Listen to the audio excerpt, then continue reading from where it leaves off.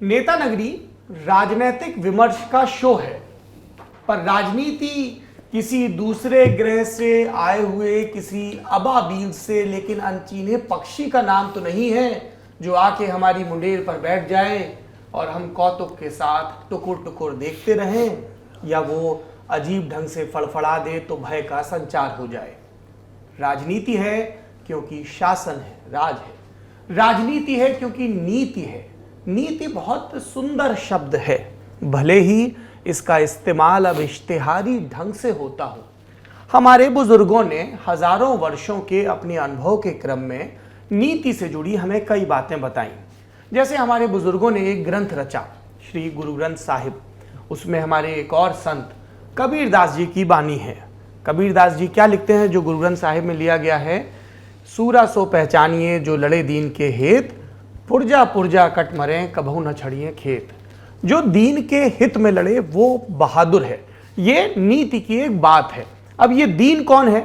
आप व्याख्या सापेक्ष हो सकते हैं। कोई दीन को धर्म से जोड़ सकता है, कोई दीन को कर्तव्य से जोड़ सकता है, कोई दीन को करुणा से जोड़ सकता है। कुलजमा बात यह है, आंख में पानी हो और उसी के काम जवानी आए तो जरूरी है। अब ये मैं बात ढरकाते हुए पंजाब तक ले जाना चाहता हूं।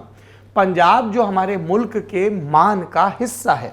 मेरे व्यक्तिगत बहुत सारे जुड़ाव हैं, मैं उनमें नहीं जाऊंगा।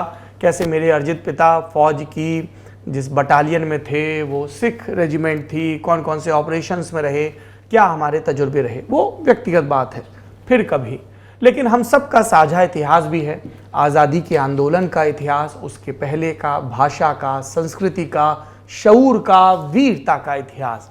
ऐसे में पंजाब में जब कोई ऐसा राजनीतिक घटनाक्रम हो जिसे राष्ट्रीय सुरक्षा के साथ जोड़ा जाए, पंजाब के किसी एक पंथ के साथ कई विमर्श पैदा किए जाएं जो विभाजनकारी भी हों, जिसमें जिस तरह की भाषा का इस्तेमाल हो रहा है, नियत का इस्तेमाल हो रहा है अलग अलग स्टेक होल्डर्स के द्वारा, उससे राष्ट्र की संकल्पना को और उससे भी ऊपर इंसान की संकल्पना को, इंसानियत की संकल्पना को चुनौती मिले, तो उस पर विस्तार से सभी स्टेक होल्डर्स के साथ खुले मन से, इस नियत से कि हम इस कॉम्प्लेक्स इशू को समझें, बातचीत जरूरी है।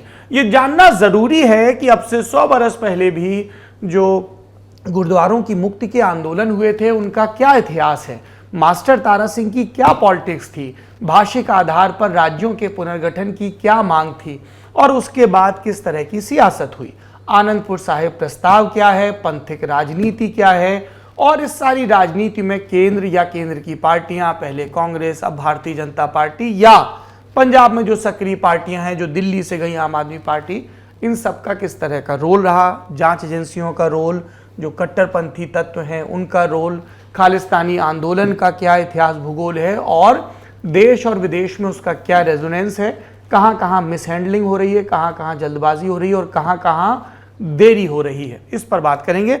बातचीत में हमारे साथ कई वरिष्ठ मेहमान जुड़ रहे हैं। हमारे साथ इंडिया टुडे टीवी से हैं हरमीत शाह सिंह जी। अभी आपने पिछले दिनों इनको ललन टॉप शो में भी सुना, और मैं जब कमेंट बॉक्स में देख रहा था तो कई लोग इनके मत से सहमत भी थे और सराहना भी कर रहे थे। हमें लगा कि विस्तार से हरमीत जी से बात करनी चाहिए। हमारे साथ वरिष्ठ राजनीतिक टिप्पणीकार हैं जावेद मुस्तफ़ा अंसारी साहब, जो दशकों का अनुभव रखते हैं देश की राजनीति को एक पॉलिटिकल रिपोर्टर के तौर पे कवर करने का, और हमारे आग्रह पर हमारे न्यूज़ रूम में आए हैं। हमारे साथ लंदन से जुड़ रहे हैं तेजिंदर शेखो साहब। ये बिजनेसमैन हैं, वहाँ की कम्युनिटी में खूब सक्रिय हैं और इनके अपने कंसर्न्स हैं। तो जब भी इंडिया में पंजाब के इर्द गिर्द पॉलिटिक्स होती है तो ये हमको एक लंबी टीप लिखकर भेजते थे जिसमें सबसे ज़्यादा इनकी चिंता और इनका गुस्सा भी झलकता था। इसलिए हमें लगा कि तेजिंदर शेखो साहब को भी अपनी बात रखने के लिए बुलाया जाए। शेखो साहब, आपका भी बहुत बहुत स्वागत है नेता नगरी में। Thank you for joining. इसके अलावा हमारे साथ और भी मेहमान जुड़ेंगे, कुछ वरिष्ठ पत्रकार जुड़ेंगे, राजनयिक जुड़ेंगे। कौन जुड़ गए हैं बताइए? जगतार सिंह जी हमारे साथ जुड़ गए हैं। थैंक यू सर, बहुत शुक्रिया, बहुत शुक्राना आपका जुड़े हमारे साथ। जगतार सिंह जी पत्रकार हैं, ऑथर हैं, और पिछले कई डिकेड से पंजाब की पॉलिटिक्स को, चाहे वो पंथिक हो या उससे इतर हो, क्लोजली ऑब्जर्व भी कर रहे हैं, उसके बारे में लिख भी रहे हैं। नवदीप सूरी साहब जुड़ गए हैं क्या हमारे साथ? नवदीप सूरी साहब भी हमारे साथ जुड़ गए हैं, एम्बेसडर रहे हैं, राजनयिक हैं। सूरी साहब, आप मेरी आवाज़ सुन पा रहे हैं? जी, thank you so much for joining us sir on such a short notice. सबसे पहले मैं जगतार सिंह जी आपके पास आऊंगा।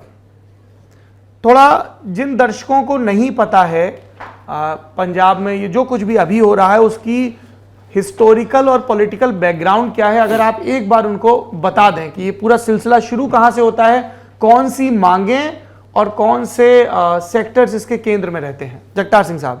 अमृतपाल के नैरेटिव का जो पहले पंजाब में हो चुका है, जो पंजाब की मांगे रही हैं, उनसे कोई वास्ता नहीं है जी, ना ही उन्होंने उन इश्यूज को टच किया है जी।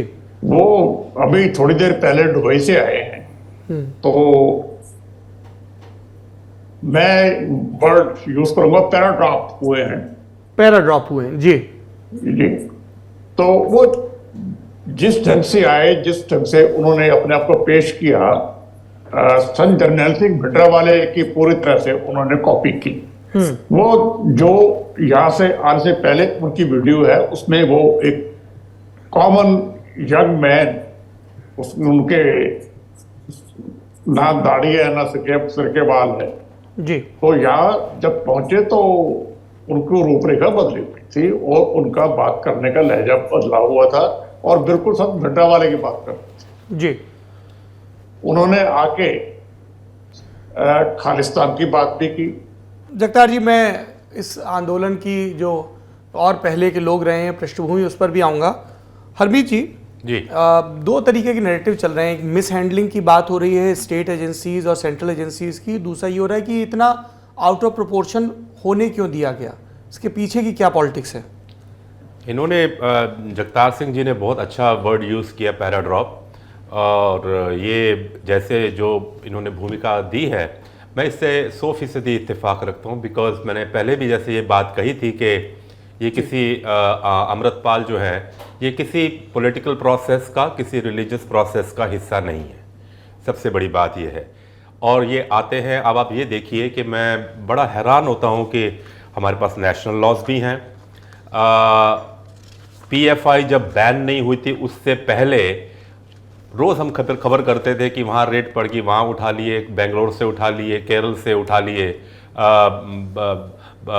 मुंबई से उठा लिए, या इस तरह से जितने जहाँ पर रेड मारनी होती थी वहाँ सेंट्रल एजेंसीज जाती थी, वहाँ मारती थी। इसके केस में ये खुली छूट दे दी, बिल्डअप किया गया। सोशल मीडिया में इसके जो फीड्स थे वो अब ऐसे आ रहे थे जैसे पता नहीं कोई बहुत बड़ा कोई मसाया आ गया हो। तो ये बातें अचंभित करती हैं। और सिख इंटेलेक्चुअल सर्कल्स में सौरभ जी आप यकीन जानिए कि ये बहुत चर्चा का विषय है कि इनका जो अवतरित होना है उसके पीछे है कौन। और जब हम अपने आज की इर्द गिर्द की जो पोलराइजेशन की पॉलिटिक्स देखते हैं, बहुत जो है ना वो परसेप्शंस में ये बात आती है कि ये किसी प्रोजेक्ट का कोई खास हिस्सा तो नहीं कि हिंदू सिखों में मतभेद की जाए। लेकिन फिर जब इसकी एक और बात सुनते हैं तो और बड़ा अजीब लगा सौरभ, जब ये बोल रहे हैं कि देखिए अगर आप हिंदू राष्ट्र मांगते हैं, हम सिख राष्ट्र मांगते हैं। अब ये क्या हिंदू राष्ट्र के भी समर्थक हैं? क्योंकि ये भिंडरावाला नहीं था, ये भिंडरावाला नहीं था। और भिंडरावाले की जितनी आप टेप सुन लें, अब तो यूट्यूब का युग है, आप खोल लें भिंडरावाला खालिस्तान टेप सुन लें उसकी, वो बहुत कम बात करता था खालिस्तान के बारे में। सारी मैं इंटरप्ट आपको करता हूं, उन्होंने कभी खालिस्तान का वर्ड यूज किया ही नहीं। बिल्कुल ठीक कह रहे हैं। बीच में मैं बिल्कुल ही बीच में आपको इंटरप्ट कर रहा हूं जी। उन्होंने एक टेप में जो बोला कि हम किसी खालिस्तान की, ये वर्ड नहीं यूज किया, हम किसी देश की बात नहीं करते। ये टेप मैंने सुनी है, लेकिन अगर आप हमें देंगे तो हम मना नहीं करेंगे। ये टेप है, ये यूट्यूब में बाकायदा है ये टेप। वो इस तरह की बात नहीं करता। मैं साथ ही आपको और क्लियर कर दूं, उन्होंने कहा कि हम 47 की गलती दोहराएंगे नहीं। या बिल्कुल सरकार हमें बिल्कुल देगी तो हम ना नहीं बिल्कुल करेंगे। बिल्कुल ये बात, ये टेप्स में है, यूट्यूब में अवेलेबल है ये वीडियोस। तो ये जो खालिस्तान का जो नैरेटिव है सौरभ, ये बहुत बाद में आता है। और इस मतलब पहले भी ये चल रहा था। जगजीत सिंह चौहान थे, उनकी 1971 में, ये 71 या 72 था, तब तो हम पैदा नहीं हुए थे, लेकिन जो हमने पढ़ा है और बड़े गौर से पढ़ा है कि उनकी न्यूयॉर्क टाइम्स में भी ऐड आती है, वहां लिखा होता है खालिस्तान की ऐड आती है। 71 में जी, न्यूयॉर्क टाइम्स में ऐड आती है। उससे पहले 47 में आप चले जाते तो सिखिस्तान की बात होती थी, बड़ी वेग होती थी। डॉक्टर वीर सिंह भट्टी का जो पैम्फलेट आया था मुस्लिम लीग के मांग के जवाब में। जी अच्छा, एक बात और मुझे समझ नहीं आती, करतार सिंह सराबा, जलियांवाला बाग, भगत सिंह, उधम सिंह, इतने बड़े बड़े जो हमारे सिख आइकॉन्स हुए हैं, हीरोज हुए हैं, उनका भी तो योगदान है, उनकी हम लेगेसी कैरी कर रहे हैं इस देश में, भारत में। और उनकी इतनी लेगेसी है, आप चाहे वो मुगलों का दौर देख लें, बंदा सिंह बहादुर देख लें, बाबा दीप सिंह देख लें, जस्सा सिंह आलूवालिया देख लें, जस्सा सिंह रामगढ़िया देख लें, हरि सिंह नलवा देख लें। तो ये जो अलगाववादी है, जो जिनकी गिनती मैंने पहले भी बताया कि बहुत थोड़ी है, ये सबकी लेगेसी को टार्निश कर रहे हैं। ऐसा मत करो। हमारी जो आगे की जनरेशंस हैं वो क्या लेगेसी रखेंगी अपनी? उनकी एक लेगेसी है भाई, ये बहुत खूबसूरत और एक गोल्डन लेगेसी है। इसको टार्निश करने का हक कौमी लेवल पर किसी को नहीं है। अगर आप कहेंगे तो मैं नरेट कर दूंगा। सर बताइए, प्लीज बताइए सर। ये जो पहले डिमांड फॉर्मली खालिस्तान की रेज हुई है, this was in reaction to Muslim League demand for Pakistan.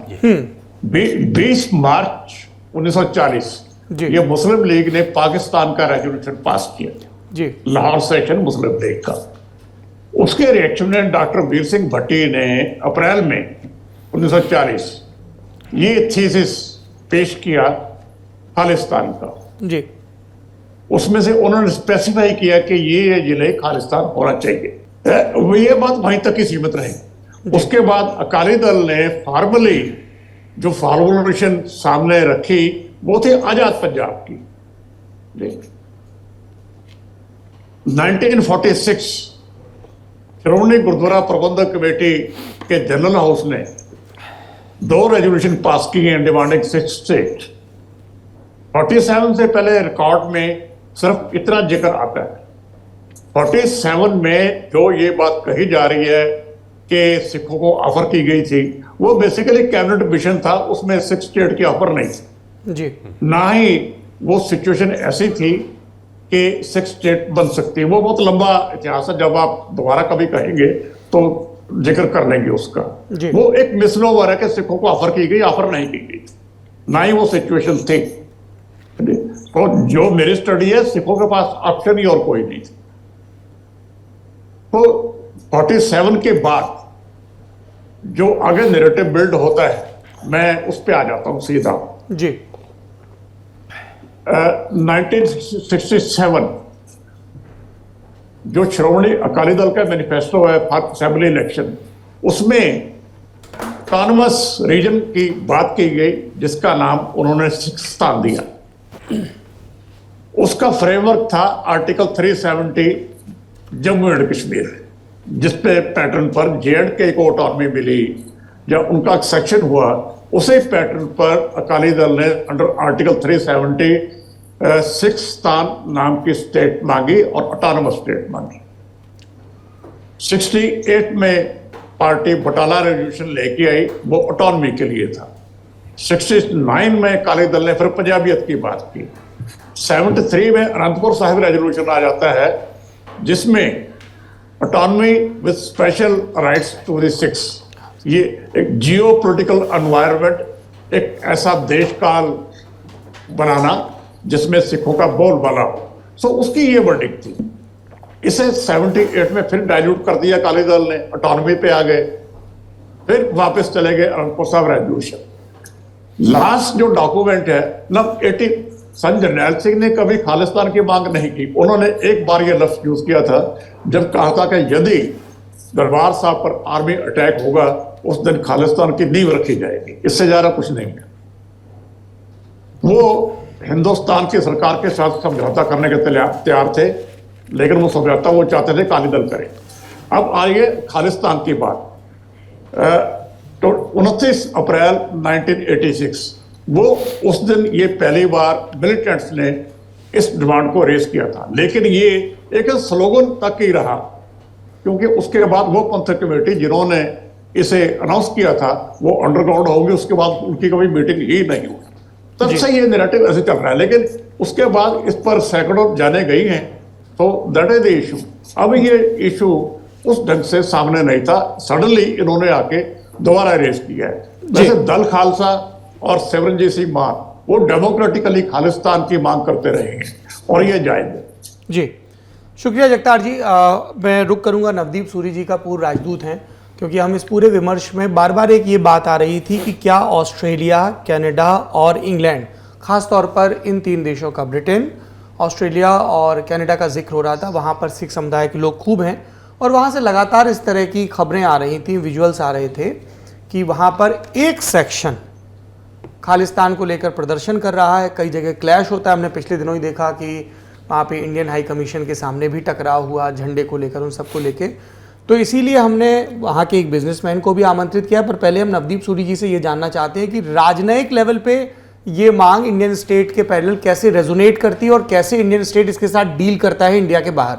Sir, मैं आपको एक उदाहरण देता हूँ। जब मैं ऑस्ट्रेलिया में हाई कमिश्नर था सर, वहाँ हर साल 6 जून को एक जत्था आता था 3-4 बसों में, और उनकी मांग होती थी। एक तो नारे वगैरह लगाते थे हाई कमीशन के बाहर, उनकी एक डिमांड होती थी कि वो हाई कमिश्नर को मेमोरेंडम देंगे। तो हमने जो सिख कम्युनिटी के वहाँ प्रधान थे उनसे बात की। हमने उनको बोला कि देखिए, अगर किसी को ग्रीवेंस है 84 के बारे में, ऑपरेशन ब्लू स्टार के बारे में, या जो दिल्ली में दंगे हुए उनमें न्याय नहीं हुआ उसके बारे में, तो ये उनका हक है कि वो आए हाई कमीशन में और अपना मेमोरेंडम दें। और मैं उनको 5 लोगों को, उनके जो लीडर हैं उनको रिसीव करूंगा, उनको चाय पिलाऊंगा, उनका मेमोरेंडम लूंगा और वो मेमोरेंडम जेन्युइनली दिल्ली में फॉरवर्ड करूंगा कि ये कम्युनिटी की मांग है यहां से जी। लेकिन उसमें शर्त में भी ये है कि कोई खालिस्तानी नारा नहीं लगेगा, कोई खालिस्तानी झंडा नहीं आएगा, कोई सेपरेशन की बात नहीं होगी। हम 2 चीजों को सेपरेट करेंगे। एक है जो उनकी लेजिटिमेट ग्रीवेंसेस है, दूसरा है जो सेपरेटिज्म है, ठीक है। और उससे हमने काफी वो उनका गुस्सा जो था डिफ्यूज कर दिया और वो एक डिफरेंट प्रैक्टिस बन गई कि वो आएंगे हाई कमीशन, अपना मेमोरेंडम देंगे और मैं जेन्युइनली उसको दिल्ली में भेजता था। अब जो मैंने देखा है वहां कि जरूर वहां मेलबर्न में 1-2 गुरुद्वारे हैं, सिडनी में एक गुरुद्वारा है, इसी तरह बर्मिंघम में, लेस्टर वगैरह में भी हैं, जिनके ऊपर आप कह सकते हैं कुछ एक खालिस्तान या सेपरेटिस्ट तत्वों ने कब्जा कर दिया और वहां मॉडरेट सिख्स जो हैं वो अनकंफर्टेबल फील करते हैं जाने में जी। तो अगेन मैं आपको एक उदाहरण देता हूं कि जब मैं मेलबर्न गया तो हमें बताया गया कौंसल जनरल हमारे ने कि जी ये गुरुद्वारा तो बिल्कुल आपको रिसीव नहीं करेगा, यहां तो आपका जाना डेंजरस है। तो ऐसे मैं भी भाई देखूं कि कौन सा गुरुद्वारा है जहां बंदा नहीं जा सकता, where you are not allowed to represent। तो हमने खैर उनके जो लीडर्स थे उनको बोला कि हाई कमिश्नर आएंगे आपके गुरुद्वारे में। तो जैसे सबब होता है कि वहां उनकी 10-11 बंदों की मैनेजमेंट कमेटी थी गुरुद्वारे की, उसमें उन्होंने तकरीब 7 लोग जो थे वो इंडिया से फर्स्ट जनरेशन आए थे और उनकी कोई सेपरेटिज्म नहीं, कुछ नहीं, वो अपने अपने बिजनेस कर रहे हैं, अपनी प्रोफेशनल्स हैं, कोई उनका लेना देना नहीं ये खालिस्तानी एजेंडा से। 3 लोग थे, उनमें 2 लंदन से थे, एक कोलालंपुर से थे, मलेशिया से। तीनों ही क्लीन शेवन, तीनों ही 2nd-3rd जनरेशन, और ये तीनों खालिस्तानी डिमांड रखते थे। हाँ? और इन्होंने बड़ा वहां मुद्दा उठाया ये सारा, और जो अपने इंडिया से लोग आए थे वो एम्बैरेस्ड फील कर रहे थे कि ये किस तरह की बात कर रहे हैं। उसके बाद जब उनने खैर अपनी बात कर ली कि पंजाब में रेफरेंडम क्यों नहीं होता, हमारी खालिस्तान का वोट, आई सेड भाई इलेक्शन होती है, आप इलेक्शन में आके पार्टिसिपेट कर लीजिए ना, जीत करके दिखाइए। जैसे जगतार जी ने बोला कि डेमोक्रेटिक राइट है, करके दिखाइए। खैर फिर मुझे उन्होंने सारा गुरुद्वारा दिखाया तो अपनी लाइब्रेरी में ले गए गुरुद्वारे की मेलबर्न में। तो वहां मेरे जो दादाजी थे, सरदार नानक सिंह, एक बड़े मशहूर राइटर थे, उनकी एक पूरी शेल्फ में किताबें पड़ी थी। तो मैंने बोला भाई मुझे बड़ी खुशी हुई है कि आपने गुरुद्वारे में लाइब्रेरी में मेरे दादाजी की इतनी सारे नावल रखे हुए हैं, उपन्यास रखे हुए हैं। तो उससे सारी वो उनका जो हार्डलाइनर भी थे वो थोड़े कंफ्यूज हो गए कि ये अब बात आगे कैसे बढ़ेगी। मैं ये 2 आपको पर्सनल इंसिडेंट बता रहा हूं कि किस तरह जो कम्युनिटी है उसमें आप उसको मोनोलिथ ना समझिए, मैं तो बड़ी क्लियरली कहता हूं कि ओवरवेलमिंग मेजॉरिटी जो सिख कम्युनिटी की बाहर के देशों में है, उनका खालिस्तान इशू से कुछ लेन देन नहीं है। एक स्मॉल मिनॉरिटी है, खास करके कनाडा में और यूके में, जिसको उत्साहित करते हैं वहां के एमपीज जो वोट बैंक पॉलिटिक्स में जाते हैं, और उसको एक उन्होंने नेक्सस बनाया हुआ है। ये केवल बात सिख कम्युनिटी तक सीमित नहीं है, ये हम कश्मीरी की भी देखते हैं, ये हम पाकिस्तानियों की भी देखते हैं। सो वो और इसमें अगेन क्योंकि ये हम जगह जगह पर देख रहे हैं, तो हम इतने भी नाइव नहीं समझिए, सीधे नहीं है कि हम ये नहीं जानते कि इसके पीछे किसका हाथ है। पिछले थोड़ी महीनों से बहुत क्लियरली दिख रहा है कि आईएसआई ने अपने सब जगह स्लीपर सेल्स को एक्टिवेट किया है, फंडिंग में पहुंचाई जा रही है। उनको शायद इस चीज का दुख है कि भारत में इस समय G20 के कारण, प्रेसिडेंसी के कारण इतनी ग्लोबल स्पॉटलाइट बनी हुई है। एक फाइनल पॉइंट मैं कहूंगा बस कि मैं ये नहीं कहता कि लोगों की जेन्युइन ग्रीवेंसेस नहीं है। जो पोस्ट 1984 कुछ एक फर्स्ट जनरेशन के लोग पहुंचे हैं, या जो 1984 में यहां से गए थे, जिनके साथ जेन्युइनली इनजस्टिस हुई, उनके जो बच्चे हैं वहां सेकंड जनरेशन, वो बड़े एक्टिव हैं, सोशल मीडिया पे भी एक्टिव हैं, और वो बिलीवर हैं कि हमें, और मोस्ट ऑफ देम उन्होंने कभी भारत विजिट नहीं किया, कभी पंजाब आए नहीं, वो वहां बैठ के ही अपने वो उस दुनिया में बैठे हैं। सो एक बहुत स्मॉल माइनॉरिटी है सिखों की जो इस एजेंडे को लेती है, लेकिन जो ओवरवेलमिंग मेजॉरिटी है वो बिल्कुल इंडिया को ही अपना मदरलैंड समझते हैं। और ये जो इंसिडेंट्स हुए हैं, इनको हमें सरकार की तरफ से बहुत एक स्ट्रांग पोजीशन लेनी पड़ी है, क्योंकि एक जेन्युइन गुस्सा था कि आप किस तरह की अपनी जिम्मेवारी निभा रहे हैं ब्रिटिश गवर्नमेंट को, कि जिसका मन करे वो हाई कमीशन आकर अटैक कर दे। आपको कैसा लगेगा? ब्रिटेन की जो एम्बेसी थी तेहरान में, उसके ऊपर कुछ ईरानियंस ने अटैक किया था 2011 में, और ब्रिटेन तो बिल्कुल जिस तरह की उनकी उस समय की स्टेटमेंट देखिए कि किस तरह उनको तकलीफ हुई थी कि किसी ने उनकी हाई कमीशन के ऊपर, उनकी एम्बेसी के ऊपर अटैक किया। जो सैन फ्रांसिस्को में हुआ वो भी बहुत गलत हुआ, पर मेरा ख्याल है कि इसका एक नतीजा ये जरूर होगा कि जितना हमने स्ट्रांगली प्रोटेस्ट किया है और जिस तरह हमारे अच्छे रिलेशंस हैं इन कंट्रीज के साथ, कल को ऐसा दोहराने से पहले ये जो ग्रुप्स हैं 4 बार सोचेंगे, क्योंकि अब उनको पता है कि वहां की सरकार उनके खिलाफ एक्शन लेगी।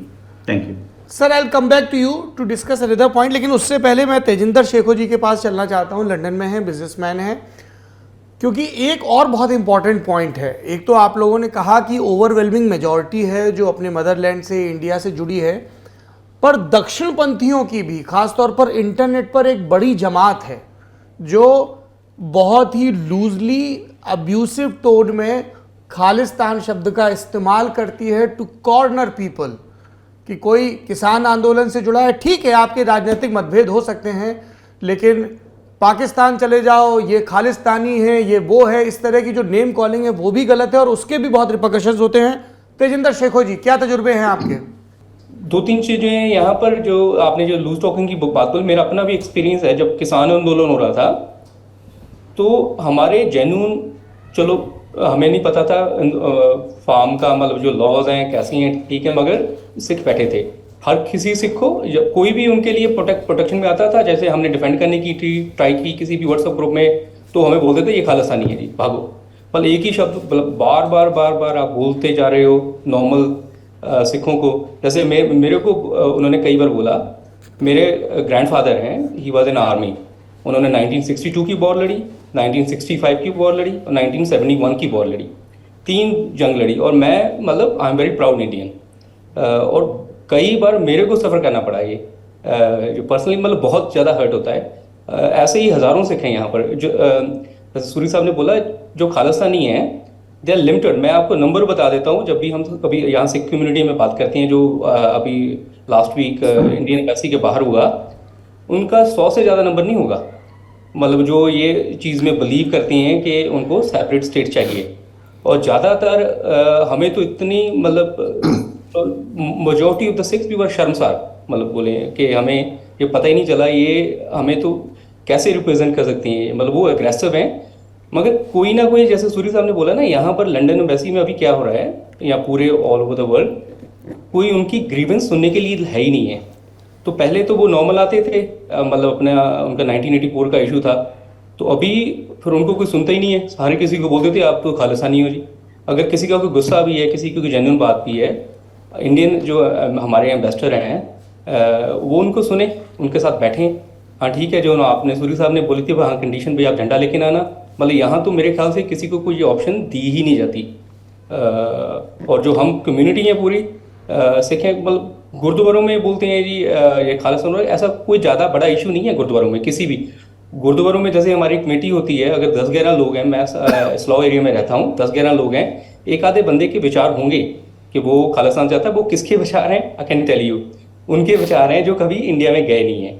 और सेकेंडली उन्होंने, जैसे मैं इंडिया से आया हूँ, मैं 20 साल का था इंडिया में, जो मैं गाँव में रहा था, वहाँ पर हिंदू और सिखों का जो प्यार है, मतलब हमारे मंदिर है, अगर मैं अभी भी जाता हूँ तो तब भी जाते थे, तो हम मंदिर में जाते हैं, है ना, जो भी मैं गुरुद्वारे में दूंगा सेम मंदिर में, मेरे मंदिर में जाके हम जो भी दान करना है, पुण्य करना है, वो करते हैं। और पंजाब में एक और बात बताता हूँ, और यहाँ का थोड़ा सा डिफरेंस बताऊंगा। पंजाब में मगर इन्होंने देखा नहीं है, जो यहाँ के अभी नई जनरेशन है ना यूके में, उनका भी फॉल्ट नहीं है। पता क्या हुआ, जो उनके पेरेंट्स थे यहाँ पर आए, मतलब 1970-80 में बहुत काम किया उन्होंने, और वो उनको बच्चों को इंडिया लेके नहीं जा पाए। और उन्होंने जो हमारा इंडिया का जो ताना बाना है, मतलब जो प्यार है हिंदू और सिखों में, वो देखा ही नहीं है। यहाँ पर एक उनका जो रिलीजियस है सिख, मतलब सिखिज्म, वो अपनी आइडेंटिटी को ना वो चाहते हैं कि आइडेंटिटी हमारी हो। उसके चक्कर में क्या है, वो उन्होंने बस एक छोटा सा नैरेटिव बना लिया है कि हम सिख हैं, वो हिंदू हैं। मतलब ऐसा कुछ भी नहीं। अगर वो जाएंगे इंडिया में तो वो देखेंगे कि पंजाब में, अभी मैं पंजाब से फरवरी में आया हूँ, कोई भी नहीं था। जितना ये मैंने अमृतपाल का इशू मीडिया पे देखा है, पंजाब में ऐसी कोई बात नहीं थी, मतलब उसकी कोई सपोर्ट नहीं थी। इवन यूके में भी हम सब लोग बैठे हैं, जैसे मैं बिजनेसमैन हूँ, मेरे को भी ये कॉमन सेंस थी। जब सितंबर में ये अमृतपाल का इशू आ रहा था, जब भी मैं फेसबुक पे स्क्रॉल करता था नीचे, ये अमृतपाल आ रहा है, ये अमृतपाल आ रहा है, ये हो क्या रहा है, मैं समझ ही नहीं आ रही थी। ये इंटरनेट पे जहाँ तो उसकी जो पोस्ट थी कहीं ना कहीं से बूस्ट हो रही थी, तो वो वही अभी देखने को मिल रहा है। मतलब अच्छा हुआ ये जो, मतलब इनको कोई ग्राउंड पे सेक्युलरिज्म की जो खालिस्तानियों की सपोर्ट है, मतलब ग्राउंड पे ज़्यादा कोई यूके में इतनी है नहीं है। हम मतलब यूके वाले ज़्यादा बदनाम हो गए हैं कि सिखों ने वे ज़्यादा बहुत ज़्यादा। तो मगर ये बात है कि ये जो लोग हैं ये बहुत लाउडली बोलते हैं। जो हम मॉडरेट सिख हैं या लिबरल सिख हैं, कभी ना कभी जो जैसे हमारा कल्चर है, हम जैसे बड़े हुए हैं कि भाई किसी के साथ लड़ना नहीं है, झगड़ना नहीं है, वे सामने जाके उनके बोलते नहीं है, यही है। और प्लस क्या है, सिखिज्म में और भी बताता हूँ, सिखिज्म में ना बहुत लिबरल है। अगर कोई सामने से बात कहता है ना, हम गुस्सा नहीं करते, हम उनको ले लेते हैं। देखो हमारा तो 1947 में हमारे गुरुओं को भी मतलब मुसलमानों के साथ जो हुआ, मतलब उन्होंने किया, बच्चों को भी शहीद किया, और 1947 में भी हमारा मुसलमानों के साथ, मगर हमारा अभी तक हमारे दिल में उनके लिए गुस्सा नहीं है। इसीलिए जो ये खालिस्तानी तत्व भी हैं, उनको भी मतलब हम जो मॉडरेट सिख हैं उनको बर्दाश्त कर लेते हैं, भाई ठीक है, ये इनकी अपनी बात है, रहे ये रखो, रख लेते हैं। मतलब ऐसा नहीं है कि वो सबको रिप्रेजेंट करते हैं। और लास्ट वीक अभी 2 दिन पहले मेरा लंच था अपने हमारे होम मिनिस्टर के साथ, सियोला के साथ, उनसे साथ भी मैंने यही बात रखी थी। तो बोले थे हम इंडियन एम्बेसी को और भी सिक्योरिटी देंगे। सिक्योरिटी से ज़्यादा मतलब मेरे ख्याल से जो सूरी साहब ने जो स्ट्रेटजी अपनाई थी कि जो सिखों के साथ, यहाँ के जो सिख हैं जो गुस्से में हैं, उनसे बात करनी पड़ेगी इंडियन हाई कमीशन को। चाहे हाँ, ये ट्रेडिशन जरूर रखनी पड़ेगी कि आप खालिस्तान का एजेंडा नहीं लेके आएंगे, बात करिए, अपनी बात रखिए। मैं बता देता हूँ कि जो आधा गुस्सा है ना, 70% of the problem will be solved. जो तेजिंदर जी, आप बिल्कुल दुरुस्त बात कह रहे हैं। हाँ जी। दुनिया के बड़े बड़े राजनीति शास्त्री, बड़े बड़े दार्शनिक यही कहते हैं, द आर्ट ऑफ लिसनिंग, सुनो तो सही, किसी को अपनी बात कह तो लेने दो, और उसके कहने से पहले ही उसको कोई तमगा तो मत दो, ये बड़ा ज़रूरी है। नवदीप सूरी जी, एक आखिरी टिप्पणी के लिए आपके पास आ रहा हूँ, फिर उसके बाद और मेहमानों के पास आऊँगा। हम लोग ये देख रहे हैं कि कनाडा और यूके के जो सिख सांसद हैं वो इस पे जिस तरह के स्टेटमेंट दे रहे हैं, तो मैं ये जानना चाह रहा हूँ कि भारत भारत की सरकार, भारत के जो डिप्लोमेट्स हैं, वो इसको किस तरह से टैकल करते हैं, इससे किस तरह से डील करते हैं? पहली बात तो वो दो किस्म की स्टेटमेंट देते हैं। जो वो स्टेटमेंट यूके में देते हैं वो और होती हैं, जो वो पंजाब में आते हैं तो बिल्कुल बदल जाती हैं। वही मिस्टर तन्मनजीत ढेसी जो स्टेटमेंट्स दे रहे हैं इस समय लंदन में, उनका रवैया बिल्कुल मुख्तलिफ होता है जब वो अमृतसर में आते हैं। हाँ, और ये शायद पॉलिटिक्स की नेचर है कि आपको जो कॉन्स्टिट्यूएंसी सामने दिखती है आप अपना मैसेज उसके हिसाब से टेलर कर लेते हैं। पहली बात तो हम समझते हैं कि पॉलिटिशियंस की नेचर क्या है। हम केवल उनकी स्टेटमेंट से ये नहीं कंक्लूड करते कि उनकी एक्चुअल आइडियोलॉजी क्या है, उनकी एक्चुअल फिलॉसफी क्या है। हम ये समझते हैं कि उनको वोट कहां से मिलते हैं और वो वोट लेने के लिए किस तरह की स्टेटमेंट्स कर रहे हैं। लेकिन फिर भी जो चीज हमारे लिए जरूरी है, अगर जैसे मैं इन सिचुएशंस में रहा हूं, तो आई थिंक हमारा एक काम बढ़ जाता है हाई कमीशन का, एम्बेसी का आउटरीच के लिए। और उसमें आउटरीच जो है 3 लेवल्स पे रहती है। एक है लेवल गवर्नमेंट का, जहां हम अपने व्यूज गवर्नमेंट को शेयर करते हैं कि देखिए इस तरह की स्टेटमेंट्स जो कुछ एक एमपीज दे रहे हैं ये हेल्पफुल नहीं है, कम्युनिटीज को डिवाइड करती हैं, कल को आप ही को इसकी समस्या झेलनी पड़ेगी जब कम्युनिटीज में पोलराइजेशन होगी, तो जरा इसका ध्यान रखिए। दूसरा हम करते हैं एमपीज वगैरह को डायरेक्टली। काफी एमपीज के साथ हमारी जान पहचान रहती है। हर लंदन में भी पार्लियामेंट में, कनाडा में भी फ्रेंड्स ऑफ इंडिया ग्रुप्स होते हैं पार्लियामेंट में जो मिलते हैं, एम्बेसी के साथ भी इंटरेक्ट करते हैं। और अगर उनको कुछ इश्यूज रहते हैं जो इंडिया में डेवलपमेंट्स हो रही हैं, तो एम्बेसी की कोशिश होती है कि उनको समझाया जाए, बताया जाए, इंफॉर्मेशन शेयर की जाए। तीसरा लेवल आउटरीच का है मीडिया एंड पब्लिक, और मेरे ख्याल तीनों ही इंपॉर्टेंट हैं। मीडिया भी उसका बड़ा इंपॉर्टेंट रोल है, और खास करके कनाडा में, यूके में, जहां पंजाबी लैंग्वेज का काफी एक वाइब्रेंट मीडिया है, तो जरूरी रहता है कि पंजाबी लैंग्वेज मीडिया या इंग्लिश मीडिया जो पंजाबी या सिख डायस्पोरा को केटर करता है, उनके साथ भी एम्बेसी एंगेज करे और अपना मैसेज जो है उन मीडिया चैनल्स के थ्रू, चाहे वो एफएम रेडियो है, चाहे यूट्यूब है, चाहे प्रिंट है, to get your message across to those people.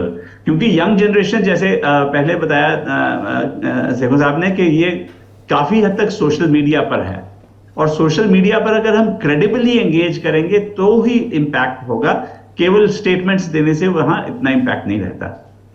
That's a very strong and very viable suggestion. शुक्रिया नवदीप जी। जावेद साहब, पॉलिटिक्स क्या है ये समझा दीजिए। यही मैं भी दिमाग दौड़ाना चाह रहा हूँ कि ये पॉलिटिक्स क्या है, ये माजरा क्या है, ये कहाँ से हिसाब आए, किसका उल्लू सीधा कर रहे हैं। और अब मैं रोज़ पढ़ता हूँ कि इनके बैंक में इतने करोड़ रुपए पाए गए।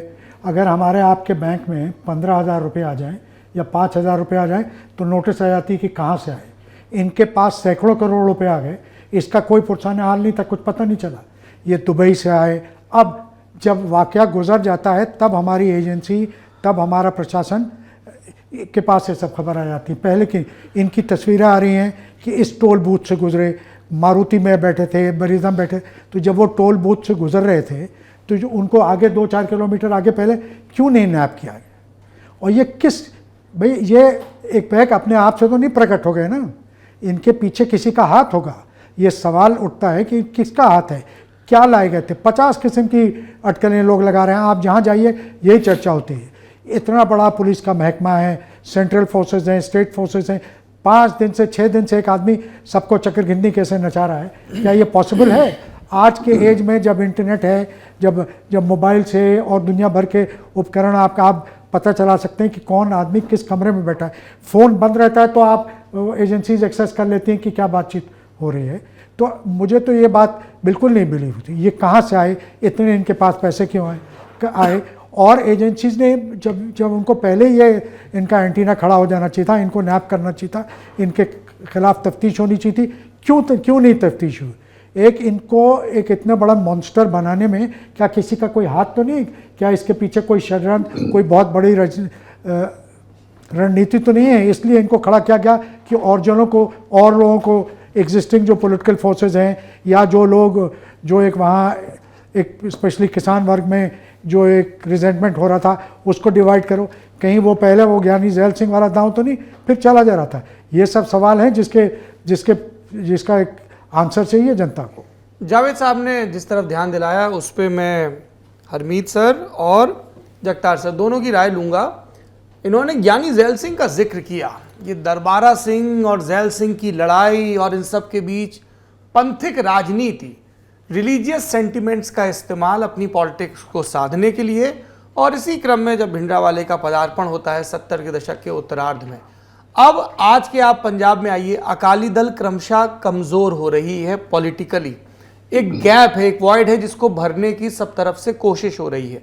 भारतीय जनता पार्टी अब अकाली दल के साथ प्रत्यक्ष रूप से नहीं है, वो अपनी पॉलिटिक्स को एक्सपेंड करना चाहते हैं पंजाब में। अब यहाँ से एक बाइनरी बनती है कि क्या सिर्फ पंजाब में रहने वाले हिंदुओं के सहारे कोई वोट बैंक बन सकता है, या जो उनकी शिकायत है कि साहब जब तक अकाली दल रहा उन्होंने किसी टर्बन लीडर को आगे आने ही नहीं दिया। बीजेपी में हमेशा इस तरीके से पोजीशनिंग की गई कि साहब बीजेपी मतलब पंजाबी हिंदुओं की पार्टी और अकाली दल मतलब पंजाब के सिखों की पार्टी, और इस तरह से ये गठजोड़ रहेगा।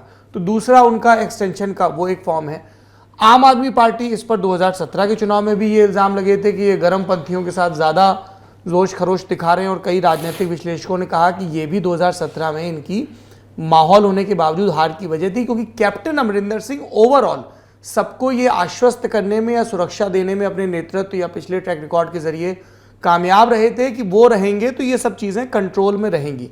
तो एक ये जो पॉलिटिकल एंगल है, क्योंकि बात सिर्फ अमृतपाल की नहीं, उसके पहले भी हम लोग सोशल मीडिया पे कभी रेफरेंडम 2020 की बात, कभी कोई लूज टॉक हो रही है। सिमरजीत सिंह मान जिस धड़े का रिप्रेजेंटेशन करते हैं, संगरूर से बाई इलेक्शन जीत कर आते हैं, उनकी भी एक लंबी हिस्ट्री रही है, IPS ऑफिसर रहे हैं, और 80 के दशक में उन्होंने एक भाषण दिया था मुंबई में, उनको सज़ा हुई थी, जेल में रहते हुए वो सांसद बने थे। उनकी बेटी पवित्र कौर ने एक बड़ी विस्तार से इस पर किताब भी लिखी है। तो एक धड़ा है, एक वॉइस है जो ऐसे भी अपना रिप्रेजेंटेशन मांग रही है। हरमीत जी, क्या है वो पॉलिटिक्स, जरा पंथिक राजनीति समझा दीजिए दर्शकों को। देखिए, जगतार सिंह जी इस पर बड़ी तफसील से बता देंगे। मैं जो इस चीज़ को जिस ढंग से देख रहा हूँ कि अभी पुरी साहब ने भी बात की, मुझे लग रहा है कि हम कहीं ना कहीं एक जो पॉइंट है उसे मिस कर रहे हैं। बताइए सर। वो पॉइंट ये मिस कर रहे हैं कि पंजाब की समस्याएं क्या है, कि ये इशू, मान लीजिए कि हम ये बात बिल्कुल क्लियर है कि मेजॉरिटी जो सिख जो है दुनिया में कहीं पर भी है, वो खालिस्तान की बात नहीं करता। राइट विंग जो होता है कहीं पर भी होता है, उसकी बात ज्यादा प्रबलता के साथ सामने आती है सोशल मीडिया में, खास करके वो तो चाहे वो हिंदू राइट विंग हो, चाहे सिख राइट विंग हो, चाहे मुस्लिम राइट विंग हो, चाहे क्रिश्चियन राइट विंग हो। आप आज एक तीखी बात कर दीजिए और कल अपनी पॉपुलैरिटी देख लीजिएगा। ये बड़ी क्लियर कट बात है। लेकिन ये इसको इतना डाउन पे मैं नहीं करना चाहूंगा कि इशू ही नहीं है और ये सिर्फ खालिस्तान खालिस्तान हो रहा है, कि खालिस्तान किसी और चीज का प्रतीक तो नहीं। बिकॉज एक बात तय है कि खालिस्तान के नाम के पीछे कोई स्ट्रेटेजी तो है नहीं, ये एक आक्रोश है जो बार बार निकल के आ जाता है। ये क्यों आ रहा है? आज आप देखिए, शेखों साहब से जब आप बात कर रहे थे, उन्होंने बड़ा एक पॉइंट बताया कि पंजाब में होता है क्या, जो भी प्रोटेस्ट होता है वो लेजिटिमेट प्रोटेस्ट है, चाहे किसानी आंदोलन भी है। दिल्ली में बैठे लोग हर प्रोटेस्ट को, जहां पगड़ी देखी, जहां खुली दाढ़ी देखी, बिल्कुल ऐसे उसको पेश करते हैं रेसिस्ट की तरह कि ये खालिस्तानी है, ये देशद्रोही है। इस वजह से ये पनपा एक नीडल किया गया बाकायदा, पहली बात। और ये बहुत गंदे ढंग से हो रहा है। अपने ही लोग जो साथ बैठते हैं, जो गुरुद्वारों में मत्था टेकने जाते हैं, वो करते हैं। ये एक बहुत बड़ी एक जलालत वाली बात है। दूसरी बात, पंजाब के इश्यूज क्या हैं? पंजाब के इश्यूज जो हैं 1947 से लेके अब तक कितने रिजॉल्व हुए हैं? 1966 में सौरभ भाई आप देखिए, आंध्रा को स्टेटहुड मिल जाती है, कर्नाटक को मिल जाती है, 1966 में जाके पंजाब को मिलती है। वो जो इक्वल ट्रीटमेंट की जो बात थी, सारा दुख पंजाब ने सहा 1947 का। पंजाब के रेड क्लिफ लाइन आई, इतने लोग मर गए। आज तक क्या पार्टीशन का ट्राइब्यूनल बैठा? दुनिया में वर्ल्ड वॉर होती है, ट्राइब्यूनल बैठता है। यहां लाखों लोग बेघर हो गए। ननकाना साहिब वहां रह गया, पंजा साहिब वहां रह गया, अपनी जमीन जायदाद छोड़ के सारे आ गए। क्या दुनिया में, क्या ब्रिटिश सरकार ने, क्या किसी ने ट्राइब्यूनल की बात भी की कि एक बैठा जाए, ये हुआ कैसे? Did anyone think about it? No one did. आगे आ जाइए, 1966 में मिल रहा है पंजाब को स्टेटहुड, और उसमें से भी हिमाचल काट दिया जाता है, हरियाणा काट दिया जाता है। ये बहुत बड़ी एक पंजाबी सूबा मूवमेंट चली। उसके बाद हम आगे आते हैं, फिर हम देखते हैं कि आज आप पंजाब की अग्रेरियन क्राइसिस को देखिए। जब किसानी आंदोलन, ये अमीर किसान है भी, किसान कहां से अमीर हो गया इस देश में? आपको पता है पंजाब में 1.9 मिलियन फार्मिंग हाउस होल्ड्स हैं, और उसमें से आप ये देखिए कि जो मैं अभी ये डेटा देख रहा था, 70% के पास 5 एकड़ से कम जमीन है। कहां से अमीर हो गए? और पंजाब का कर्जा पता है आपको, जो हर एक किसान के ऊपर है, ये भी आपको पता होना चाहिए कि 85% जो इसमें से हाउस होल्ड हैं उनके ऊपर कर्जा है। कोई बात करता है? पंजाब की 3 यूनिवर्सिटियों का ये सर्वे है कि 16,600 किसानों ने अपनी जान ली सन 2000 से 2016 के बीच में, इन 16 सालों में। और ये सर्वे ये बता रहा है कि 85% जिन लोगों ने अपनी जान ली, उनमें से ज़्यादातर जो थे वो 85% जो थे वो कर्ज की वजह से थे। ये जो दुख है, मुझे लग रहा है कि खालिस्तान एक सिर्फ एक नारा है, लेकिन इस नारे के पीछे जो पंजाब की वेदना है वो कोई नहीं समझता। 2015 में आप देखेंगे प्रकाश सिंह बादल की सरकार थी, और उस टाइम गोली चलती है बरगाड़ी में जो बेदबी होती है, क्या क्या हुआ? रिजल्ट निकला? कुछ कोई रिजल्ट नहीं। कमीशनें बैठ जाती है, सब कुछ हो जाता है, गुट में रख के कसम भी खा, 3 सरकारें बदल गई भी, रिजल्ट क्या है? कोई रिजल्ट नहीं उसका। ये बातें हैं भाई। और फिर उसकी सेंस ऑफ जस्टिस नहीं है। उसी पंजाब में वही आज जो अकाली बोल रहे हैं कि अन्याय हो रहा है, ये हो रहा है, फलाना हो रहा है, ढिमकाना हो रहा है, वहीं पर ही जब भी उनको मौका मिलता है वो भी खालिस्तान की बात करते हो। वो खालिस्तान मूवमेंट आ गई, वो खालिस्तान मूवमेंट आ गई, वो डुगडुगी की तरह यूज करते हैं इसको अपनी सहूलियत के हिसाब से, ताकि हिंदू वोट टूट जाए। ये एक मतलब पंजाब का जो अच्छा, अब आप सिख इंस्टीट्यूशंस की बात कीजिए, उनमें इतना बड़ा क्राइसिस। मैं आपको एक एग्जांपल देता हूं सर, बताइए। आज से जब पिछले अकाल तख्त साहिब के जो जथेदार थे गुरबचन सिंह थे, तो आप ये देखिए एक पिक्चर आती है, पिक्चर का नाम होता है, मैं एक एग्जांपल दे रहा हूं आपको, कई एग्जांपल है, बेअंत एग्जांपल्स हैं इसके। उसका नाम होता है नानक शाह फकीर। वही जथेदार, अकाल तख्त के जथेदार, जो सुप्रीम माने जाते हैं इन वेरियस रिस्पेक्ट्स, क्योंकि टेम्पोरल अथॉरिटी बोलते हैं हमने, वो आते हैं, दिल्ली आते हैं और वो पिक्चर जाके देखते हैं। पिक्चर को वो खुद देख के, मतलब कमाल की बात है कि पिक्चर उनके पास नहीं जा रही, वो पिक्चर के पास आ रहे हैं और देख रहे हैं यहां पर आकर, और पिक्चर को वो अप्रूव कर देते हैं। बाद में पिक्चर रिलीज होती है, प्रोटेस्ट होता है, कई कारण होते हैं उसके, प्रोटेस्ट हो जाता है, और उसके बाद वो जो पिक्चर है वही जथेदार फिर उसको बैन करते हैं। ये इंस्टीट्यूशनल कोलैप्स नहीं तो और क्या है?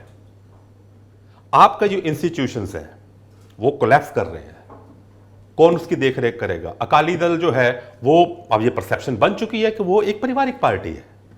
वो कहां गई वो लेगेसी? कहां गए वो लोग जो अकाली दल को संभाले हुए थे? वो पीछे एक लेगेसी लेकर आए थे भाई, ऐसे थोड़ी बन गए थे। तो ये जो मैं जिस आक्रोश से बात कर रहा हूं, वैसे मैं करता नहीं, लेकिन मैं ये देख रहा था कि जितनी भी हम बातें कर रहे हैं, हम ऐसे कर रहे हैं कि सब कुछ जो है बहुत अच्छा है, और ये जो डिमांड उठ रही है या व्हाटएवर खालिस्तान के नारे लग रहे हैं, ये बस ऐसे ही हो रहा है। ऐसे भी नहीं हो रहा, इतना भी साधारण बात नहीं है। पंजाब के मसलों को समझे, पंजाब की यूथ को समझे, नशे को समझे, उसको रिजॉल्व करें। भाई आपकी पॉलिटिकल विल चाहिए, वो है नहीं, वो सिर्फ है वो पोलराइजेशन पॉलिटिक्स पे टिकी हुई है, खास करके आज के दौर में। जगतार साहब, पंथिक राजनीति की बात हो रही है, थोड़ा उस पर विस्तार से बता दें कि ये कौन है जो उस वैक्यूम को भरना चाह रहा है, क्या लैंडस्केप होगा? क्योंकि इन सब मुद्दों का राजनीतिक इस्तेमाल तो होना शुरू हो गया है, बयान भी आने शुरू हो गए हैं। और दूसरा मैं ये समझना चाह रहा हूं कि पंजाब के असल में मुद्दे हैं क्या? क्योंकि ये रिलीजियस आइडेंटिटी पे बहुत बात होती है हमारे देश में, कास्ट आइडेंटिटी पे बात होती है, लैंग्वेज आइडेंटिटी पे बहुत बात होती है, लेकिन जो डेवलपमेंट के इश्यूज हैं उन पर उतनी गंभीरता और गहनता के साथ बात नहीं होती जितनी आइडेंटिटी पॉलिटिक्स के इश्यूज पे बात होती है। नहीं, मैं आपको शुरू करता हूं एक पार्ट लेके, बिल्कुल छोटी ब्रीफ में। पहले कि पंजाब है क्या? Punjabi society essentially secular society है जी। गुरु नानक की फिलॉसफी कास्टलेस, क्लासलेस। बाकी हिंदुस्तान में क्लास, अपने कास्ट सिस्टम, जात पात बहुत डीप है, पंजाब में नहीं है कंपैरेटिवली। ये पंजाब की खूबसूरती जो लंगर है ये सिर्फ फ्री फूड नहीं है, ये फिलॉसफी है अपने आप में, एक क्लासलेस सोसाइटी की जो कॉन्सेप्ट है वो लंगर है। मैं अब आता हूं पंजाब की जो आज की सिचुएशन है। पंजाब के लोग सिर ऊंचा करके जीना चाहते हैं, इसे आप खालिस्तान कह दीजिए, जो मर्जी कह दीजिए, रिफ्लेक्ट इन बातों में होता है। इकोनॉमिक एक्सप्लॉयटेशन पंजाब की मैं एग्जांपल एक दूंगा। आप मुझे हिंदुस्तान में कोई ऐसी और स्टेट बता दीजिए जिसका दरियाओं का 70% पानी, जिसकी नदियों का 70% पानी पड़ोसी राज्यों को जा रहा हो। पंजाब के 3 नदियां हैं, इनका 70% पानी, अब रिकॉर्ड उठा के देखिए, वो हरियाणा और राजस्थान को जा रहा है। फिर भी कहा जा रहा है कि पंजाब से SYL नहर निकाली जाए। ये सिंपल सी बात है। और इसके साथ 70% पानी पंजाब का बाहर जा रहा है, और जो पंजाब की अपनी इरिगेशन है, 70% इरिगेशन पंजाब की ट्यूबवेल से है। या क्या ट्रेजरी है इस स्टेट की, अपने 3 दरिया हो, उनका 70% पानी बाहर जा रहा हो, और अपनी 70% जमीन पर ट्यूबवेल से इरिगेशन हो रही हो। इसके एग्जाम्पल मेरे ख्याल वर्ल्ड में आपको कहीं नहीं मिलेगी। This is what we call access. So ऐसी बातें हैं। मैं अमृतपाल की इन पर्टिकुलर बात नहीं करूंगा, फिनोमेना की बात करूंगा। वे नैरेटिव है क्या ये बार बार ये बात क्यों उठती है, खालिस्तान ये वगैरह सारे नारे क्यों लगते हैं? पंजाब में 78 से 95 तक एक स्ट्रगल चली है जिसमें 40 से 50 हजार लोग मारे गए। उसका क्लोजर आज तक नहीं है। तो वो फैसला ये देश करे कि वो क्लोजर कैसे करना है। दूसरी बात, पंजाब तब तक स्टेबल नहीं होगा जब तक इस स्टेट में एक strong moderate Sikh politics assert नहीं करेगी। पहले हुआ करती थी, उसके बाद असर्शन ऐसा ऐसा कम होगी। अकाली दल अब वर्चुअली खत्म हो गया। पंजाब को आज की डेट में एक स्ट्रांग मॉडरेट सिख पॉलिटिक्स की जरूरत है। अब आपने शुरू की थी कि फिनोमेना के सब भिंडरावाला के, जैसे आपका इशारा था ज्ञानी जैल सिंह और भिंडरावाले के। मैं थोड़ी सी बातें क्लियर कर दूं कि बार बार ये उठती है कि संत भिंडरावाले कांग्रेस की क्रिएशन है। मैं कहता हूं कि वो नहीं थे कांग्रेस की क्रिएशन। क्यों नहीं थे ये बात को साफ ही बता देता, अब करता हूं क्लियर। संत जरनैल सिंह भिंडरावाले ने टेक ओवर किया दमदमी टकसाल के चीफ 25 अगस्त 1977। 24 मार्च 77 को देश में मोरारजी देसाई प्रधानमंत्री बन गए थे। Mrs Gandhi what out of power, और वो अपने सर्वाइवल की लड़ाई लड़ रही थी। जब कांग्रेस सर्वाइवल की लड़ाई लड़ रही थी तो क्या ज्ञानी जैल सिंह या मिसेस गांधी या संजय गांधी ने ये सोचा कि पंजाब में अकालियों को कैसे कॉर्नर करना है? ये बड़ी अजीब सी बात है। ये बाद में क्या हुआ मैं उसके बारे में बिल्कुल नहीं कहूंगा। 1980 में मिसेस गांधी वापस पावर में आती है। जनवरी में सरकार बनती है कांग्रेस के, जून में संजय गांधी का क्रैश हो जाता है। क्या सरकार बनने के इमीडिएटली बाद फिर कांग्रेस की प्रायोरिटी पंजाब थी? देखिए पंजाब में तो काली पावर में ही नहीं थी। बाद में किसने किसको यूज किया ये बात अलग है। जो ये कहा जाता है कि भिंडरावाले कांग्रेस की क्रिएशन थे, that is a figment of imagination. ये इस प्रचार को शुरू किया था कुलदीप नैयर और मार्क टली। और अब भी जो सरकारी अफसर किताबें लिख रहे हैं ना, इसे थीसिस पे लिख रहे हैं, लेकिन इस बेसिक फैक्ट को इग्नोर किया जाता है। तो मेरी आज की कंटेंशन सिर्फ इतनी है कि अब ये एक बात और, अभी सूर्य जी कह रहे थे कि बहुत कम लोग हैं जो इस थॉट को कंट्रीब्यूट करते हैं। हम तो इनके ग्रैंडफादर सरदार नानक सिंह की किताबें पढ़ते बड़े हुए। हमेशा एक माइनॉरिटी होती है जो एक्टिव होती है। फ्रीडम ऑफ स्ट्रगल में भी एक माइनॉरिटी थी जो एक्टिव होती थी। मैं इसे भगत सिंह के लफ्जों में समाप्त करूंगा। बबर खालसा के जो पहले 6 फ्रीडम फाइटर लाहौर जेल में जिस दिन फांसी लगी सुबह 8 बजे, उस दिन होली का दिन था। और भगत सिंह ने बहुत खूबसूरत वो लफ्ज लिखे हैं। वो कहते हैं जब उन लोगों को फांसी दी जा रही थी, लाहौर के लोग होली मना रहे थे।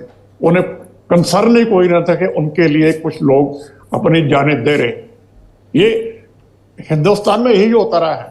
अंग्रेजों की गिनती सिर्फ 30,000 थी और इतने बड़े खित्ते पर वो राज कर गए। सेकंड वर्ल्ड वॉर में अंग्रेजों की गिनती घटकर 15,000 रह गई थी। हमारे लोगों ने फिर भी एडजस्ट नहीं किया।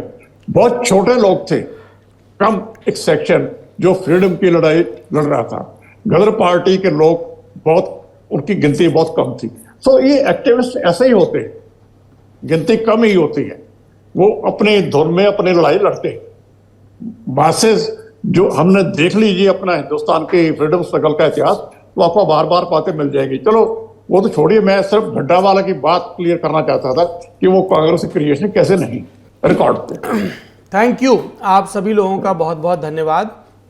अमृतपाल प्रकरण पर जो कुछ भी हो रहा है वो हम लगातार आपको लल्लन टॉप शो में बता रहे हैं, लेकिन हमें लगा कि इसके पीछे की राजनीति, पृष्ठभूमि और जो अलग अलग स्टेक होल्डर्स के कंसर्न हैं उसके बारे में भी आपको पता चलना चाहिए, और इस सत्र में हमने यही कोशिश की। आप सभी मेहमानों ने अपनी राय हमारे साथ साझा की, बहुत बहुत धन्यवाद, शुक्रिया। क्या देश की सबसे पुरानी राजनीतिक पार्टी अपने सबसे बड़े राजनीतिक संकट से जूझ रही है, या फिर वो इतिहास के पन्ने पलटकर ये कह सकती है कि हम इससे पहले भी इससे बुरे दौर देख चुके हैं और उबर चुके हैं? हम बात कर रहे हैं कांग्रेस की। लल्लन टॉप के इस वीकली पॉलिटिकल शो नेता नगरी में आज हम कांग्रेस की हालिया चुनौतियों पर बात करेंगे। वायनाड से सांसद राहुल गांधी अब लोकसभा के सचिवालय के निर्देश के बाद, नोटिस के बाद पूर्व सांसद हो गए हैं, पर ये पूर्व फिर से हट सकता है क्या? क्या उन्हें हाई कोर्ट से, सुप्रीम कोर्ट से राहत मिल सकती है? ये जो मानहानि का मामला है, क्रिमिनल डिफेमेशन केस है जो सूरत में चला, उसका क्या हाल है? उसके पीछे क्या राहुल गांधी एक राजनीतिक गलती कर गए, या उन्होंने एक बड़ा राजनीतिक दांव खेला है, सत्याग्रह किया है, और इसके चलते वो न सिर्फ अपने पॉलिटिकल कार्डर को मोबिलाइज कर पाएंगे बल्कि एक नैरेटिव भी बिल्ड कर पाएंगे? दोनों ही तरफ के दावे प्रतिदावे हैं, आख्यान हैं, तर्क हैं, कुतर्क हैं। अगर कांग्रेस ठीक से लड़ेगी चुनाव तो जहां पर उनके रीजनल पार्टियों से सीधे मुकाबले, वहां पर एक थर्ड फ्रंट हो जाएगा। जैसे दिल्ली की ही बात करने, जहां से लल्लन टॉप संचालित होता है, और देश की राजनीति भी, अगर यहाँ पर बीजेपी वर्सेस आम आदमी पार्टी सीधे सीधे होता है तो बीजेपी नुकसान में रहती है, जैसा विधानसभा चुनाव में हम पिछले 2 देख रहे हैं। लेकिन जैसे ही कांग्रेस का एंगल आता है तो बीजेपी को फायदा रहता है। काउंटडाउन शुरू हो चुका है 2024 का, और उन सब के बीच ये एक बड़ा घटनाक्रम होता है। पहले कोर्ट का आदेश आता है और फिर लोकसभा के सचिवालय से ये निर्देश आता है। तो हमें लगा कि इस पर विस्तार से बात करनी चाहिए। बातचीत के लिए हमारे साथ जुड़ रहे हैं 3 वरिष्ठ मेहमान। हमारे साथ हैं वरिष्ठ पत्रकार जावेद मुस्तफ़ा अंसारी साहब, हमारे साथ राजदीप सरदेसाई साहब हैं, और हमारे साथ हैं हम सबके दुलारे, जिनको जावेद साहब प्यार से मधुबाला कह रहे थे और वो कह रहे थे कि मैं एक हंगल हूं, राहुल श्रीवास्तव साहब। बहुत बहुत स्वागत है आप तीनों लोगों का। Thank you. शर्ट कैसे लगा, कलर? मैं शर्ट के कलर पर नहीं जाऊंगा मिस्टर सरदेसाई, क्योंकि प्रोग्राम शुरू होने से पहले मुझसे एक सीनियर एडिटर और जर्नलिस्ट ने कहा था कि 1 घंटे में प्रोग्राम खत्म कर दीजिए, इसलिए उस चर्चा को बचा लेते हैं। पी चिदम्बरम से मुलाकात करके आए हैं, जरा वो बताइए क्या बात हुई है, कांग्रेस क्या करने वाली है, क्या लीगल कोर्स ऑफ एक्शन है? देखिए, अभिषेक मनु सिंघवी से मेरी कल शाम को बात हुई थी और तभी तय हुआ था कि कांग्रेस बिल्कुल तैयार थी, अभिषेक मनु सिंघवी बिल्कुल तैयार थे कि राहुल गांधी को डिस्क्वालीफाई किया जाएगा, क्योंकि अब तो कानून जो है वो बड़ा साफ है कि अगर आपको 2 साल तक क्रिमिनल केस में कन्विक्ट किया जाता है तो डिस्क्वालिफिकेशन तो होना ही है। उसके बाद आप अपील तो कर सकते हैं, और उन्होंने कहा हम अपील के लिए तैयार हो रहे हैं, सेशंस कोर्ट में जाएंगे। हालांकि एक व्यू, एक राय ये भी है कि सेशंस कोर्ट छोड़िए, गुजरात के कोर्ट पर भरोसा मत करिए, सीधा सुप्रीम कोर्ट चले जाइए।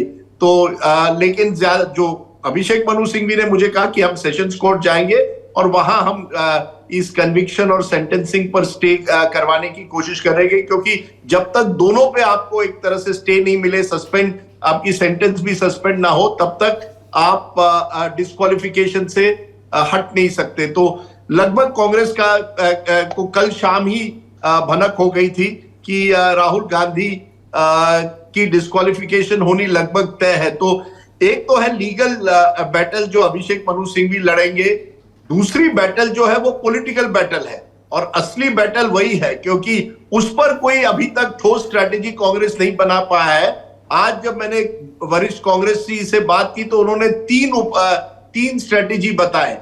एक ये था कि हम जेल भरो आंदोलन करेंगे, कि कांग्रेसी जितने भी है देश भर में वो जेल भरो आंदोलन शुरुआत करेंगे। एक ये था। दूसरा बड़ा इंटरेस्टिंग था कि जो कांग्रेस के जितने भी सांसद हैं वो सब इस्तीफा दे दे। ये पहली हुआ था मुझे लगता है 80 की दशक में बोफोर्स के टाइम पे। उसी तरह से कि कांग्रेस की सब जितने भी सांसद हैं वो राहुल गांधी के समर्थन में आके अपना इस्तीफा दे। लेकिन कई नेताओं का कहना है कि ये बड़ा डिफीटिस्ट होगा, इससे हमारा कोई फायदा नहीं होगा। अगर हम सभी के सभी पार्लियामेंट छोड़ दिए तो उसका फायदा हमें कैसे होता है, राजनीतिक फायदा नहीं होगा।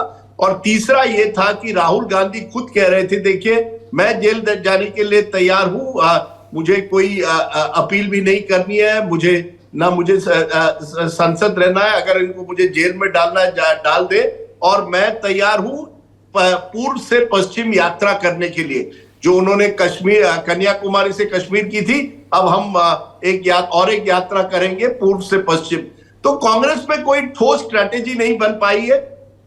कुछ ही घंटे हुए हैं ये जब निर्णय आया है और हम ये प्रोग्राम कर रहे हैं, लेकिन दो तरफ से बातें हो रही है। एक लीगल बात हो रही है और एक पॉलिटिकल बात हो रही है। और कांग्रेस में एक असमंजस की स्थिति है, क्योंकि राहुल गांधी के बहुत सलाहकार है और हर सलाहकार उनको कोई नई आइडिया देता है। तो किस दिशा में राहुल गांधी जाएंगे ये राहुल गांधी ही खुद जानते हैं। और मुझे नहीं लगता कि पार्टी ने अभी तक कोई स्ट्रेटेजी बनाई है, और यही कांग्रेस की इस समय कमजोरी है कि कोई ऐसे ठोस पॉलिटिकल स्ट्रेटेजिस्ट पार्टी में नहीं है। बड़ी इंटरेस्टिंग बात है सौरभ, मैंने कुछ देर पहले इस प्रोग्राम पे आने के पहले एक वरिष्ठ कांग्रेस नेता से कहा कि क्या आप आकर राहुल गांधी का बचाव करेंगे, अगर मैं आपको बुलाऊं मेरे प्रोग्राम पे, क्या आप कांग्रेस की बात रखेंगे? उन्होंने कहा I am not authorized to speak, मुझे पार्टी ने इजाजत नहीं दी है बोलने के लिए। अब आप सोचिए कि ऐसी स्थिति आ गई है जहां विपक्षी दल राहुल गांधी के समर्थन में आ रहे हैं और कांग्रेसी खुद नहीं जानते कि कौन जाएगा, किस तरह से बचाव करेगा, क्या कहेगा। तो ये एक कांग्रेस की दुविधा है और ये एक मौका है। एक बड़े कांग्रेस के नेता ने कहा कि ये हमारे लिए एक बहुत बड़ा मौका है कि हम कम से कम अब कह सकते हैं कि राहुल गांधी ने जो लंदन में कहा था कि लोकतंत्र खतरे में है, वो वाकई खतरे में है। और हम ये बात जनता के सामने अगर अच्छी तरह से ले जाए तो जरूर हम इसका राजनीतिक फायदा उठा सकते हैं। लेकिन ओवरऑल जो मुझे लगता है, एक कांग्रेस में एक बहुत अनसर्टेनिटी लगती है कि किस दिशा में पार्टी को जाना। लीगल सेल भी कांग्रेस का जो है उसमें पार्ट टाइमर्स बहुत है, उसमें कोई फुल टाइमर्स ऐसे नहीं है उनके कानूनी सेल में जो वाकई हर ये जो कोर्ट का जो निर्णय are they missing Kapil Sibal? निगरानी भी राजदीप, क्या वो कपिल सिब्बल को मिस कर रहे हैं? देखिए, कपिल सिब्बल हो या कोई भी उनके कपिल सिब्बल हो या कोई भी बड़े उनके वरिष्ठ वकील हो, उनके पास फुल टाइमर्स की कमी है। एक कांग्रेसी ने मुझे कहा कि देखिए हमारे पास कोई कमी नहीं है, बहुत लीगल माइंड्स है, लेकिन वो अपने केसेस में ज्यादातर रुचि रखते हैं और कांग्रेस के केसों में कम। मेरे ख्याल से उनका इशारा पी चिदम्बरम और दूसरे नेताओं की तरफ था। जावेद अंसारी साहब, कांग्रेस के सामने जो चुनौतियां दिख रही हैं वो उसको कैसे टैकल कर सकती है, क्या आपकी राय है? देखिए, दो चुनौती है। एक तो लीगल है, उसके लिए अभिषेक मनु सिंघवी और जो भी पी चिदम्बरम और जो लोग भी हैं, सलमान खुर्शीद, ये लोग उसको टैकल करेंगे। दूसरा है पॉलिटिकल, इसको कैसे, इस एडवर्सिटी को अपॉर्चुनिटी में कैसे बदले। लेकिन एक असलियत है, इससे मुंह नहीं मोड़ा जा सकता। कांग्रेस पार्टी या कोई भी विपक्षी दल अकेले अपने आप में बीजेपी से निपटने के लिए या बीजेपी को पॉलिटिकली टैकल करने के लिए सक्षम नहीं है। कांग्रेस ठीक है, जेल भरो कर सकती है, विजय चौक में प्रदर्शन कर सकती है, ये रोज़ हर हफ्ते या हर महीने जब भी संसद चलता होता रहता है। इससे बहुत ज़्यादा सरकार को परेशानी नहीं होगी। इस चीज़ को और व्यापक करना होगा और बड़ा करना होगा और विपक्षी दलों को, बल्कि सारे विपक्षी दलों को साथ लाना पड़ेगा। Who will reach out to them on behalf of Congress? क्या मल्लिकार्जुन खड़गे वो काम कर रहे हैं? बिल्कुल, या खुद गांधी परिवार वो काम कर रहा है, राहुल या प्रियंका या सोनिया, जितना भी उनका स्वास्थ्य इजाजत दे? देखिए, दो लोग हैं, सोनिया गांधी और मल्लिकार्जुन खड़गे।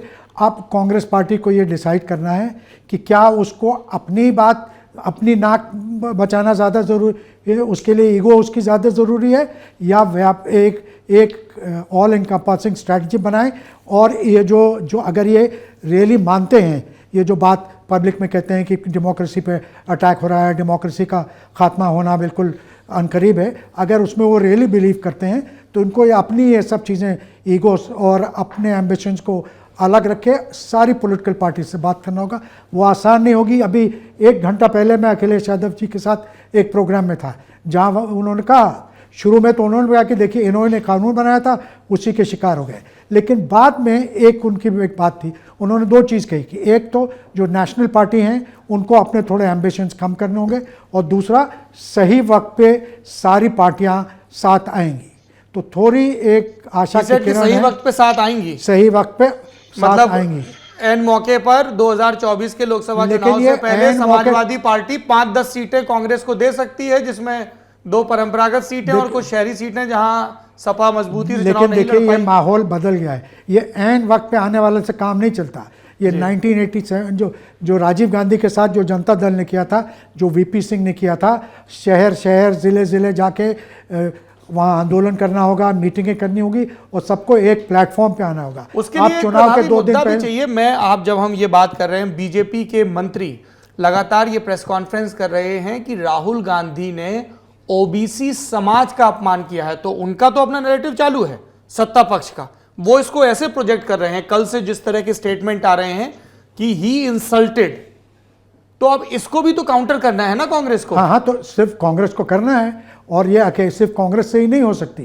और जो बैकवर्ड का रिप्रेजेंटेशन करते हैं जो पार्टियां, जैसे राजद हैं, सपा हैं, मायावती जी से भी बात करनी चाहिए, और भी जो पार्टियां हैं, डीएमके है, जो ये सब बैकवर्ड्स की राजनीति करते हैं, उनको साथ लेना पड़ेगा। इस चीज़ का जवाब बहुत ज़्यादा ठोस तरीके से दे सकते हैं कि असली तो उनके दावेदार हम हैं, उनके रिप्रेजेंटेटिव हैं, और हम इस साइड पे हम इसको मानते नहीं। पर जावेद साहब ये बताइए, हमने देखा पचमढ़ी, उसके बाद हमने देखा शिमला, है ना, ये सब 2004 की चुनाव जीत पहले, जिसमें कांग्रेस एक्टिवली जाती है, अलायंस बिल्ड करती है अलग अलग स्टेट्स में जाके, ताकि वो एनडीए को हरा सके, और 2004 में सफल होती है। तो ये सबसे बड़ा सबक था उनके लिए, टू चूज राइट पार्टनर्स और अपने पॉलिटिकल जो एम्बिशंस हैं उसको थोड़ा कंट्रोल में रखना। हम लगातार देख रहे हैं कि ममता बनर्जी हो या बाकी दूसरे रीजनल छत्रप हो, वो इस तरीके की मैसेजिंग दे रहे हैं। आप जो सुझाव दे रहे हैं ये तो 2019 से लगातार दिया जा रहा है कांग्रेस को कि please reach out to them, please reach out to them in time and find an issue, एक ऐसा मुद्दा पाइए जो एक आम व्यक्ति के साथ रेजोनेट करे। आपको आइडियोलॉजिकल लेवल पे बहुत अच्छे लग सकते हैं इश्यूज के साथ, हम सावरकर पर बोलेंगे, हम आरएसएस पर बोलेंगे, हम अडानी पर आपको यह भी देखना होगा एज ए रियल पॉलिटिक कि क्या जिस व्यक्ति को हम चाह रहे हैं कि वो स्विंग हो जाए, बीजेपी से कांग्रेस की तरफ आ जाए या बीजेपी से एंटी बीजेपी हो जाए, क्या उसको ये इश्यूज अपील कर रहे हैं, या जो इश्यूज अपील कर रहे हैं क्या आप उनको एक लोक लुभावन नारे में तब्दील कर पा रहे हैं, और क्या आप अपने मैसेज को, आपने 2019 में कहा हम 72,000 देंगे न्याय योजना में, बीजेपी ने कहा 6,000 अभी लो किसान सम्मान निधि, उनका मैसेज पहुंच गया और उनको उसके डिविडेंड मिले। तो ये जो आप सुझाव दे रहे हैं, ये सुझाव मैं लगातार सुन रहा हूं इस पहलू पे। पर क्या कांग्रेस के अंदर इस पे चर्चा हो रही है? देखिए, अगर चर्चा नहीं हो रही है तो फिर इनके लिए कोई भविष्य नहीं, कोई फ्यूचर नहीं है। ये तमाम पॉलिटिकल पार्टियों में हो रही है, और सबसे ज़्यादा ये जो अभी आप बता रहे थे, उदाहरण दे रहे थे, ममता बनर्जी कह रही है, मैंने ये भी देखा है जब जनता पार्टी बन रही थी और फिर 1987 के बाद जब वीपी सिंह ने छोड़ा, जब जनता दल बन रहा था, तो चुनाव खूब कुश्ती होती है, खूब खींचातानी होती है, और फिर हालात ऐसे कर देते हैं, पैदा कर देते हैं, कभी कभी ऐसी परिस्थितियां बन जाती हैं कि हालात के सामने झुकना पड़ता है और सब साथ आते हैं। ये असलियत ये है, और ये जग जाहिर है कि अकेले कोई भी विपक्ष की पार्टी बीजेपी से नहीं मुचैटा ले सकती। अगर साथ आएंगे तो हो सकता है लड़ाई हो सकता है एक आगे चल के चुनौती दे सके। तो इनके लिए और कोई चारा ही नहीं है। अगर अकेले जा के खुदकशी करनी है तो बात दूसरी है। ये बड़े समझदार लोग हैं, ये अपना मुनाफा और नुकसान समझते हैं। अगर इस सब के बावजूद भी नहीं समझे तो फिर इनका तो भगवान भी नहीं भला कर सकता। जी, राहुल श्रीवास्तव जी, क्या है कांग्रेस और बीजेपी का गेम प्लान आपके हिसाब से? देखिए सौरभ, इसमें गेम प्लान जो है वो हम इसको, मेरे ख्याल से लोगों को शिकायत थी कि हम कांग्रेस को, राहुल गांधी को बहुत डिस्कस कर रहे हैं पिछले कुछ हफ्तों से। लेकिन ये बात मैं कहूंगा कि चाहे आप अच्छा लगे बुरा लगे, Rahul Gandhi is part of the main narrative. आज के पॉलिटिकल नैरेटिव का एक हिस्सा राहुल गांधी अहम बन गए हैं और वो लंदन में अपनी यात्रा करते हैं देश भर की, लंबी दक्षिण से उत्तर तक। उसके बाद वो लंदन में जाके जो भी उनके बयान रहते हैं वो ऐसे बयान देते हैं कि जिसके कारण सरकार विपक्ष की तरह बिहेव करते हुए, उनसे माफी मांगते हुए सदन में काम नहीं करने देती। तो कहीं ना कहीं ये बड़ा साफ है कि बीजेपी ने यह तय कर लिया है कि जो उसकी पॉलिटिकल एनर्जीज हैं उसका एक नेशनल लेवल पे जो है उसका केंद्र जो होंगे वो राहुल गांधी होंगे ना। ऐसे में जब राहुल गांधी पॉलिटिकल नैरेटिव, और ऐसा नहीं है कि ये नया है, ये हो रहा है 2014 से, यूपी के 2017 में हुआ, मैंने 19 में देखा हमने कि लगातार तमाम तरीकों से राहुल गांधी को बीजेपी और कांग्रेस को नैरेटिव का हिस्सा रखती है, क्योंकि उसके लिए कंपेयर टू रीजनल प्लेयर्स ये बात हम काफी करते हैं। लेकिन हमको इस समय पे जो है ना वो थोड़ा इशू राहुल गांधी है, और उसमें सबसे पहली बात जो मैं कहना चाहूंगा कि दुष्यंत कुमार साहब ने कहा है कि लोग कहते थे कि ये बात नहीं कहने की, तुमने कह दी है तो कहने की सजा लो यार। अब राहुल गांधी जी के लिए सिर्फ इस बार में बस सजा की बात नहीं कर रहा हूं, आप देखिए कि पिछले कुछ सालों में करीब 7 बार ऐसा हुआ है जब Rahul Gandhi had to apologise अपने किसी रिमार्क पे या किसी बात पे। आपको याद होगा कि रफाल मामले में कोर्ट में जो कहा गया था उसके पे माफी मांगनी पड़ी, आरएसएस का मामला आया। अब परेशानी यह है कि आप कह रहे थे कि लोक लुभावन बात नैरेटिव में आनी चाहिए, तो क्या है कि चौकीदार चोर है, यह भी एक स्मार्ट लाइन थी। मैं कहता हूं कि पॉलिटिक्स में स्मार्ट लाइन हिंदुस्तान में बहुत जरूरी है। चौकीदार चोर है, मैं सेवक हूं, ये हूं करके लोग चाय वाला पे हुआ तो चाय वाले को पलट दिया गया। तो क्या है ये जो स्लोगन और टेम्पलेट्स है ना स्मार्ट लाइन्स के, ये बड़े बड़े दुधारू तलवार होते हैं। क्या होता है कि अगर एक गलत हो गया ना साहब तो ये छुरा बन के आपको गड़ जाते हैं। और राहुल गांधी के साथ ये हो रहा है कि कहीं या तो वो खुद लिख रहे हैं या उनका जो स्मार्ट लाइन राइटर है ना उसको उनको बदल देना चाहिए, पहला काम, क्योंकि वो नहीं अचीव कर पा रहा जो उनको कर लेना चाहिए। एक दूसरा जो है ये इस इशू से जो उत्पन्न हुआ है इसमें उनके बोलने का देखिए क्या है कि जो एक पॉलिटिकल रेकलेसनेस जिसे कहेंगे, लैक ऑफ पॉलिटिकल एक्सपीरियंस की कमी, और पार्टी के अंदर एक्सपीरियंस लोगों की प्रेजेंस, और तीसरा एक्सपीरियंस लोग जो हैं उनकी सलाह ना मानने का कुछ ना कुछ नुकसान और खामियाजा हमेशा हुआ करता है।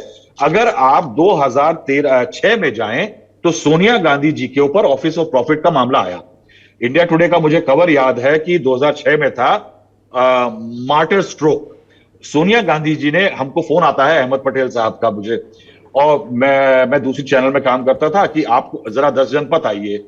हम और हमारे एक सहयोगी जो हिंदी में कांग्रेस करते थे, हम लोग सोनिया गांधी जी के घर पहुंचे तो अहमद भाई ने हमको टिप ऑफ कर दिया कि सोनिया जी जो है वो रिजाइन करने वाली हैं।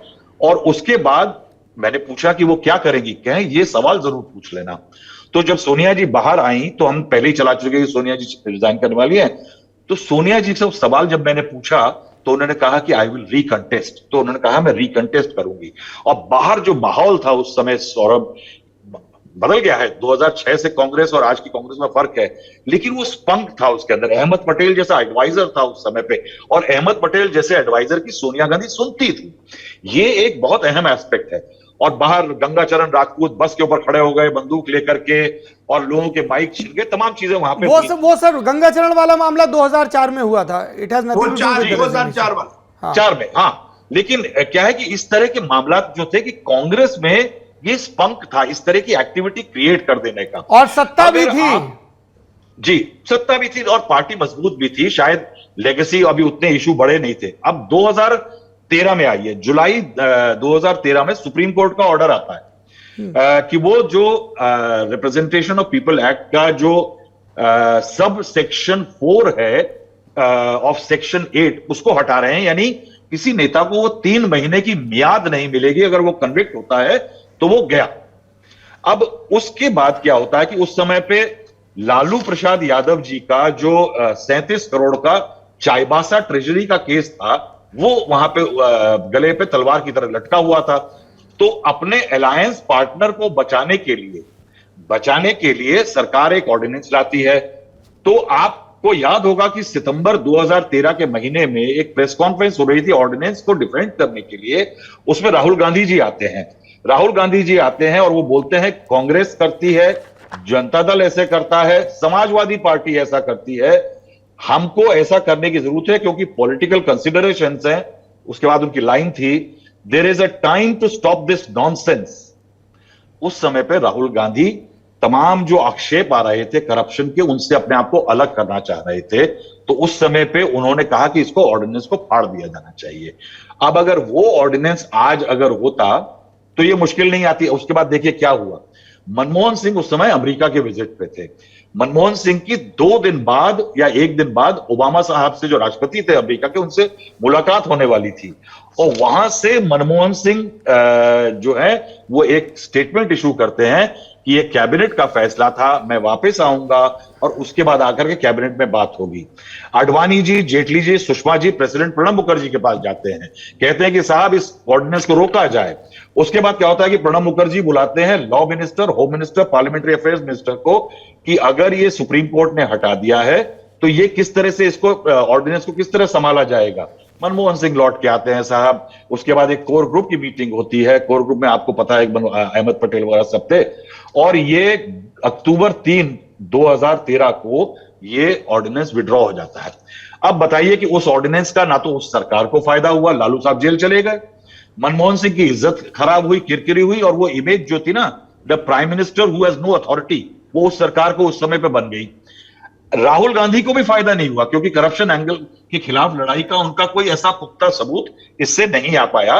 लेकिन यह बात हो गई कि साहब he does not respect the government and the party.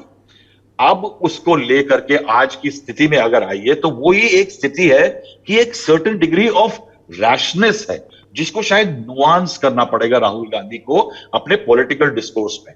दूसरा, जब ये खबर कल आई तो ये फैसला, ये तो खैर राहुल गांधी को तय करना था, ये फैसला देखिए कोर्ट ने दिया है। चाहे जितनी मोटिवेटेड हम कह लें कोर्ट को, लेकिन मैं अपनी जुबान से नहीं कहूंगा क्योंकि जुडिशरी का माइंड को प्रीजज करना या उनकी विजडम को चैलेंज करना मेरा काम नहीं है। लेकिन वो कोर्ट ने फैसला लिया। इधर डिस्क्वालिफिकेशन का कानून जो है लॉ ऑफ द लैंड है। क्या एक मौका नहीं था राहुल गांधी के लिए, या कांग्रेस पार्टी के जो राजदीप कह रहे हैं कि कोई तैयारी नहीं दिख रही है? मैं अगर एक अमूमन बात कहता हूं कि खतरा क्या था, अगर राहुल गांधी रिजाइन कर देते और उस समय बाहर आकर के क्या क्या मुद्दे थे कि ये केस मोटिवेटेड था, कर्नाटक में बोला, गुजरात में केस दर्ज हो रहा है, मोदी नाम की कोई एक कम्युनिटी नहीं जिसकी मानहानि की बात की जा रही है, ये सब जवाब दलील जो दी वो दी जा सकती थी। उसके बाद क्या था कि ऑर्डर जो है वो वर्थ स्क्रूटनी है, यानी उसको चैलेंज किया जा सकता है। उसके बाद बीजेपी जो है वो कैलिब्रेट कर रही है एक ऐसा एफर्ट कि राहुल गांधी को घेरा जा सके। उसके बाद ये भी कह सकते थे कि राहुल गांधी जो है वो सिंगुलर परस्यूट उनकी है कि लोकतंत्र और कॉन्स्टिट्यूशन की इज्जत करें और उसको बचा के रखा जाए, और इसलिए वो रिजाइन कर रहे हैं। तो उस समय पर वो एक मॉरल हाई ग्राउंड लेते। आज क्या हो रहा है कि आज वो सिंपैथी बटोरेंगे, एक मार्टियर बनेंगे। मॉरल हाई ग्राउंड नहीं हो पाएगा इसमें। मॉरल हाई ग्राउंड अगर कोर्ट में रोज जाएंगे तो रोज कोर्ट में जब अभिषेक मनु सिंघवी बयान देंगे तो बीजेपी के 10 मिनिस्टर खड़े होकर कहेंगे कि देखिए ये पिछड़ों को के बारे में बयान देते हैं। आज अखिलेश यादव जब बयान दे रहे हैं कि साथ हैं, देखिए साहब बहुत सारे विपक्ष के नेताओं के खिलाफ इस सरकार के टाइम में बहुत सारे केसेस लग गए हैं। तो हर एक के दिल में, अपने दिल में एक सुगबुगाहट है कि साहब कहीं मेरे साथ कुछ गड़बड़ ना हो जाए। तो वो यहां खड़े तो दिख रहे हैं, लेकिन अगर बीजेपी के कैंपेन चलाती है कि ये पिछड़ों के खिलाफ इन्होंने बयान दिया था, तो अखिलेश यादव और लालू प्रसाद यादव की पार्टी के लिए मुश्किल नहीं होगी थोड़ी सी, क्योंकि वो तो पिछड़े के वोट बैंक के क्लेमेंट है। तो अगर राहुल गांधी वहां पे उछाल मार रहे हैं तो क्या अखिलेश यादव और लालू प्रसाद यादव की पार्टी को ये कबूल होगा? नहीं कबूल होगा। तो ये पिटफॉल है। तो क्या राहुल गांधी इस समय पे एक फलक्रम बन सकते हैं? ये मैं डेफिनेटली कहूंगा कि एक मौका है, लेकिन उस मौके को कैपिटलाइज करने के लिए साहब क्या है कि वो बच्चन साहब ने बड़ा सुंदर कहा है कि धर्म ग्रंथ सब जला चुकी हो जिसके अंतर की ज्वाला, मंदिर मस्जिद गिरजे सबको तोड़ चुका जो मतवाला, और उसके बाद कहते हैं कि पंडित मोमिन पादरियों के फंदों को जो काट चुका, कर सकती है आज उसी का स्वागत मेरी मधुशाला। तो राहुल गांधी को एक नया अवतार बनना पड़ेगा, घर में सोनिया गांधी का एग्जाम्पल लेना होगा और एक नई मेहनत शुरू करनी होगी वोट को जोड़ने की, विपक्ष को जोड़ने की। शुक्रिया राजदीप जी। आखिरी टिप्पणी के लिए आपके पास आ रहा हूं एक और सवाल के साथ। फौरी तौर पर एक एकता नजर आ रही है, अखिलेश यादव का स्टेटमेंट हो, अरविंद केजरीवाल का स्टेटमेंट हो या दूसरे विपक्षी दलों का, तो क्या इस फौरी मोमेंटम को एक ग्लू के तौर पर इस्तेमाल कर सकते हैं कांग्रेस और दूसरे विपक्षी दल? मिस्टर सरदेसाई। देखिए, ये सवाल आपने जावेद अंसारी साहब से भी पूछा कि क्या कांग्रेस वाकई इन विपक्षी दलों को एक साथ लेकर आगे बढ़ पाएगी। इस पर बहुत बड़ा सवाल इस वजह से है, और दो तीन कारण है सौरभ। ये राहुल गांधी जो है, जिनका वक्तव्य ऐसा है कि कई विपक्षी दल समझते हैं कि हमें राहुल गांधी के नेतृत्व में काम नहीं करना। विशेषकर मैं ममता बनर्जी का उदाहरण देता हूं। ममता बनर्जी के मन में यह बात बैठ गई है कि राहुल गांधी जो है वो एक तरह से सीताराम येचुरी की ज्यादा सुनते हैं, बाकियों की कम। राहुल गांधी जो है वो वही व्यक्ति है जिन्होंने 2 बार 2016 और 2021 में वामपंथियों से बंगाल में समझौता करके मुझे हराने की कोशिश की। राहुल गांधी वही व्यक्ति है जिन्होंने अधीर रंजन चौधरी को लोकसभा का नेता बनाया कांग्रेस का, जो हमारा कट्टर विरोधी बंगाल में है। तो एक अविश्वास है, और ममता जैसे नेता जो है वो विश्वास पर चलते हैं। उनको लगता है मैं राहुल गांधी के साथ नहीं काम कर सकती, इस व्यक्ति पर मुझे भरोसा नहीं है। ये रही कुछ ऐसे दलों की जो कांग्रेस के बाहर है। कांग्रेस के अंदर भीतर भी ऐसे कुछ व्यक्ति हैं जिनको लगता है, देखिए राहुल गांधी जो है वो हमें नहीं बताते कि वो किस दिशा में जाना चाहते हैं, वो हमसे उस तरह से बात नहीं करते और कंसेंसस बनाने की कोशिश नहीं करते। आज जब राहुल श्रीवास्तव ने सोनिया गांधी का उदाहरण दिया, यही फर्क था। सोनिया गांधी अपनी लिमिटेशन जानती थी, और उन्होंने अहमद पटेल, गुलाम नबी आजाद, इन जैसे अनुभवी नेताओं को साथ रख के उनकी सलाह लेकर वो आगे गए। आज राहुल गांधी के पास उस तरह के अनुभवी नेताओं का अभाव कांग्रेस पार्टी में है। आपने पूछा कौन जाएगा और बात करेगा इन नेताओं से? क्या जयराम रमेश जा पाएंगे ममता बनर्जी के पास या केसीआर के पास? नहीं जा पाएंगे, उनमें वो राजनीतिक कद नहीं है। मल्लिकार्जुन खड़गे के सामने इस समय सबसे बड़ी चुनौती यह है कि कर्नाटक में मुझे चुनाव जीतना है। उनका ध्यान ज्यादातर कर्नाटका पर है कि मुझे किसी भी हालत में कर्नाटका जो मेरा राज्य है वो जीतना है। तो राहुल गांधी के पास उस तरह के लोग नहीं है, ना ही राहुल गांधी की उस तरह से पर्सनालिटी है कि वो कंसेंसस बना पाए। और अब ये जो डिस्क्वालिफिकेशन हुआ है, उसके पहले भी मैं आपको बात बताऊं, राहुल गांधी ने अपने कुछ करीबियों को कहा कि जाने दीजिए, मैं बिल्कुल तय हूं, अगर उनको मुझे अरेस्ट करना है तो अरेस्ट करने दीजिए, मुझे नहीं रहना है सांसद, जो भी हो मैं तैयार हूं। अब फिर उनके कुछ वकीलों ने कहा, राहुल गांधी जी क्या आप अपॉलॉजी करेंगे? क्योंकि अगर आप माफी मांगते हैं तो शायद जो कोर्ट जो 2 साल की सजा दे रही है उससे कम करती। नहीं, आई विल नॉट अपॉलोजाइज, किसी भी हालत में मैं माफी मांगने के लिए तैयार नहीं हूं। तो जब आपने एक तरह से अपना मन बना लिया है और बाकियों से सलाह नहीं की है, तो फिर वो गठबंधन बनाना मुश्किल होता है। आपने केजरीवाल जी की बात की, इंटरेस्टिंग है कि आज अरविंद केजरीवाल एक तरह से राहुल गांधी का समर्थन कर रहे हैं, लेकिन आप ये भी जानिए वही अरविंद केजरीवाल कल तक एक G8 की बात कर रहे थे कि वो 8 गैर कांग्रेस गैर बीजेपी मुख्यमंत्री को एक साथ एक प्लेटफॉर्म पर लाने की उन्होंने डिनर का एक न्योता दिया था 19 तारीख को। वो हो नहीं पाया, वो बात अलग है, लेकिन उनका भी एक मन है कि कहीं ना कहीं हम एक नया समीकरण भी बनाए। ममता बनर्जी कल नवीन पटनायक को मिलने गई थी, अब वो HD कुमारस्वामी को भी मिलना चाहती है। वो भी अपना एक तरह से एक नया उन्होंने अखिलेश यादव से बात की है। तो वो जो पहले की स्थिति हुआ करती थी जब सोनिया गांधी थी, आप देखेंगे सोनिया गांधी बाकियों के घर भी जाने के लिए तैयार थी। जब उन्हें मायावती से बात करनी थी, वो मायावती के साथ फोन पे या उनके घर जाने के लिए तैयार थी। आज राहुल गांधी ने ना अखिलेश यादव से फोन पे कभी बात की है पिछले सालों से, ना ही उन्होंने कभी फोन उठाकर ममता बनर्जी से बात की है, ना ही उन्होंने कुछ अन्य नेता जो हैं केसीआर हो जिनके खिलाफ कांग्रेस तेलंगाना में लड़ती है, लेकिन राहुल गांधी की जो मन में बात है वो कांग्रेस को एकला चालो रे, हमें अपने आप को मजबूत करना है। आज आपको दूसरे दलों की शायद जरूरत पड़ रही है, क्योंकि आप चाहते हैं कि वो सब समर्थन करे आपका, लेकिन ये हर दल जो है वो अपनी देख रहा है इस समय। जावेद जी कह रहे हैं कि परिस्थिति बदल सकती है और बदलती परिस्थिति लोगों को साथ ला सकती है, ये हो सकता है, लेकिन कांग्रेस ने अब तक सौरभ कोई ऐसी ठोस पहल नहीं की है सभी पार्टियों को एक तरह से मनाने की। कल शरद पवार ने एक कोशिश शुरू की है, उन्होंने ईवीएम का मामला उठा के बस सभी विपक्षी दलों को एक साथ लाने की कोशिश की है। टीएमसी उसमें नहीं शामिल थी, लेकिन शरद पवार उस तरह के व्यक्ति है और शरद पवार से बात करते ये लगता है कि शरद पवार को लगता है कि हाँ, किसी ना किसी व्यक्ति को नेतृत्व करना पड़ेगा, नहीं तो ये जो विपक्ष है इस समय वो दिशाहीन है और नेतृत्वहीन है। तो ये जरूर मौका है कि राहुल गांधी को डिस्क्वालीफाई किया गया है, उसको बड़ा बनाए, उसको एक राजनीतिक एक तरह मूवमेंट बनाए, लेकिन क्या वाकई कोई ऐसा नेता है जो इस मामले को आगे ले जा सकता है? ये बीजेपी जान गई है सौरभ, और बीजेपी इसी वजह से ये मौका ढूंढ रही है कि ऐसे समय जब विपक्ष अभी भी बिखरी हुई है, कोई नेता नहीं है, कोई दिशा नहीं है, एक डीमोटिवेशन है, जितने भी नेता हैं उन पर केसेस हैं, ऐसे मौके का फायदा उठाए। और एक आखिरी इंटरेस्टिंग बात, आज 14 दलों ने मिलकर, कांग्रेस भी उसमें शामिल, आप भी, टीएमसी कहां गए हैं? सुप्रीम कोर्ट, कि वहां ईडी का गैर इस्तेमाल हो रहा है पीएमएलए को लेकर। अब ये जो आइडिया आई थी, ये कुछ कानूनी सलाहकारों ने विपक्ष के नेताओं को दी थी, तो वहां वो कम से कम तैयार हो गए एक साथ सुप्रीम कोर्ट जाने के लिए।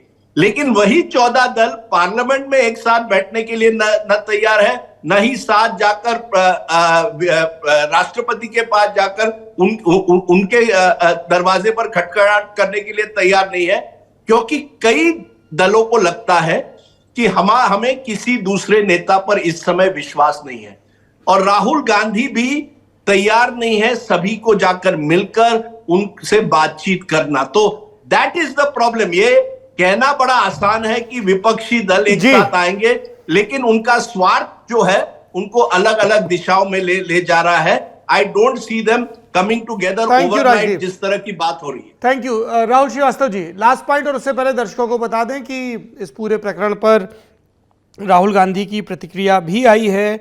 उन्होंने ट्वीट करके कहा है कि मैं भारत की आवाज़ के लिए लड़ रहा हूं, मैं हर कीमत चुकाने के लिए तैयार हूं।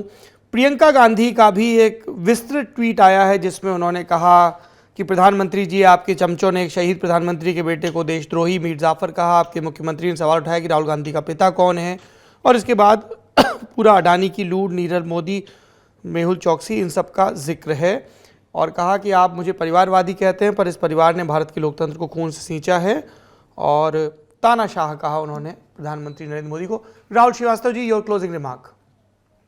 सर, मैं एक पॉइंट उसमें कहना भूल गया था, राजदीप की बात से मुझे याद आया कि बीजेपी की एक बड़ी क्लियर स्ट्रैटेजी दिख रही है कि नैरेटिव, आपने कहा ना, बहुत जरूरी है। वो नैरेटिव को छितरा रही है, जिसको रायता फैलाना कहते हैं।